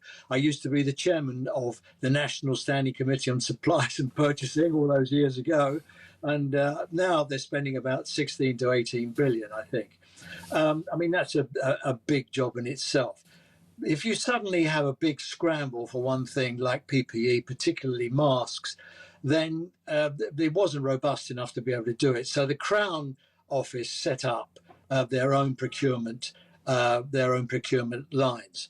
As a result of that, 800 people were recruited, and within 15 weeks, they went through, I think it was 25,000 offers of procurement, offers to make stuff for the procurement. So I think the upshot of that is we were unprepared, no question about it. But, so was everywhere else. The problem was nobody could make the PPE fast enough. China was the one place that you could get it from. The Italians sent people there and bought a shed load of stuff for the Italian health service, which a lot of it was dumped afterwards. France had the same trouble. Germany is still having litigation about stuff that was bought that wasn't properly spec'd and wasn't properly used. And to be honest, you look around the world, America had big problems because they have their states buying stuff instead of central government. Canada had problems. Wherever you look, Duncan, you can say nobody handled this very well. Everybody was caught short. Yeah, I mean, it's not just a UK thing, is it? And you're right to highlight that. I mean, something else in this report I find quite interesting. The report found the government's attempt to fast-track supply chains for COVID-19 medical equipment, known as the high priority lane, was misguided. That was one of the findings, and created unfairness in emergency procurement. Some suppliers received favourable treatment because they had connections to government, the report found, but no cronyism or corruption was identified by the inquiry. Should we be concerned that some of these suppliers got favourable treatment because there was some kind of connection to government? Yes, but again, there are reasons for this. You will know yourself that MPs have a fast track for pretty much everything. So that if you write to your MP with some problem with social care or the health service or what have you, they have a fast track into the NHS to get their questions answered. The same with social care, the same with education, constituents write. So that's how you can get an answer from your MP, because they have a fast track. So I understand why they set up a fast track for procurement, because a lot of MPs were saying, look, I've got somebody in my constituency, they're making frocks and trousers, but they can make PPE and masks. Yeah. What do I tell them? So they set up the fast track. Of course, I mean, there's evidence now that it went wrong. People took advantage of it. Crooks came in and sold stuff that either didn't exist or was inappropriate. But I understand why they relied on that fast track to do it. So it's very easy to be critical, and I think we should be. I'm not saying that we should give government a free pass, but I think it's important to put it in the international and national context. And let me ask you this, Roy, based on your experience, and you mentioned procurement earlier, what should be the one major thing, or all the major things that should be learned regarding what we all went through as part of the pandemic in terms of procurement, making sure our nurses and doctors have the right protective equipment, making sure we have the right kit in the hospitals? What's the key thing going forward that we really need to take on board? Preparedness. One word, preparedness. So what I would do is I would buy an excess of PPE now and build up a stockpile. Now, over time, it decay. So I would have a rolling stock. So, let's say, for example, we needed to buy 10 masks and that was the target. I would buy 100 and I would keep rolling the 10 masks through it. so that the equipment didn't decay, it is usable, it didn't get out of date. So you build up a buffer stockpile and roll that through in your normal day-to-day procurement. That's the only way you can do it. It requires an investment to get the stockpile, but once you've got it, you take orders off the stockpile and then fill it up from the back end. Fascinating. Roy, thanks for your experience and your thoughts. That's Roy Lilly, former NHS Trust Chairman, here on Talk, commenting on the report and the COVID-19 inquiry. One of the findings that the UK government wasted nearly 2/3 of the money it spent on protective equipment, almost £10 billion, and had perilous stockpiles that were unprepared for the pandemic. As they say, hindsight is a marvellous thing. I'm almost done and dusted, but Ian Collins is here after one. Is that when you say you're almost done and dusted? Is that a general point of where you're at in life? It's a life comment. Exactly. I don't think I'm slightly dusty. I don't think I'm done yet, though. You're definitely not done yet. Definitely not done. We've both been covering politics for a long time. Can you remember, and there's a couple of points that might crop up here, when did this toxicity around politicians where your opponent becomes an enemy, whereas previously they were just somebody who disagreed with you, but now they're a figure of hate. You don't even want them around. No. What was that? Where was that point? Was there a tipping point? Was it Brexit? Was it something else? Oh, yeah, I think Brexit certainly fueled it. I mean, I still have conversations now with people who can't get there, who can't accept the Brexit referendum result. And they've had a few beers. And the apocalyptic way that they define it is just extraordinary. But after they've had a few beers, they become really nasty about Brexit. So I think those wounds still run deep. I think social media has a part to play in it. Social media lobs some booster rockets on it, didn't Definitely. And I think we have some politicians who, over the years, have used language, not necessarily in public, but have been caught using language. I refer you to Angela Rayner, Tory scum. What was the comment that Boris Johnson made? And it wasn't really anything bad, but somebody on the left, somebody on the Labour benches said, it's exactly that kind of comment that puts me in danger. I can't remember what the comment was, but it was picky. It wasn't a genuine, but Tory scum, stuff like... Because it used to be the Conservatives that got this, and then Reform popped up, and then they suddenly started to take the flak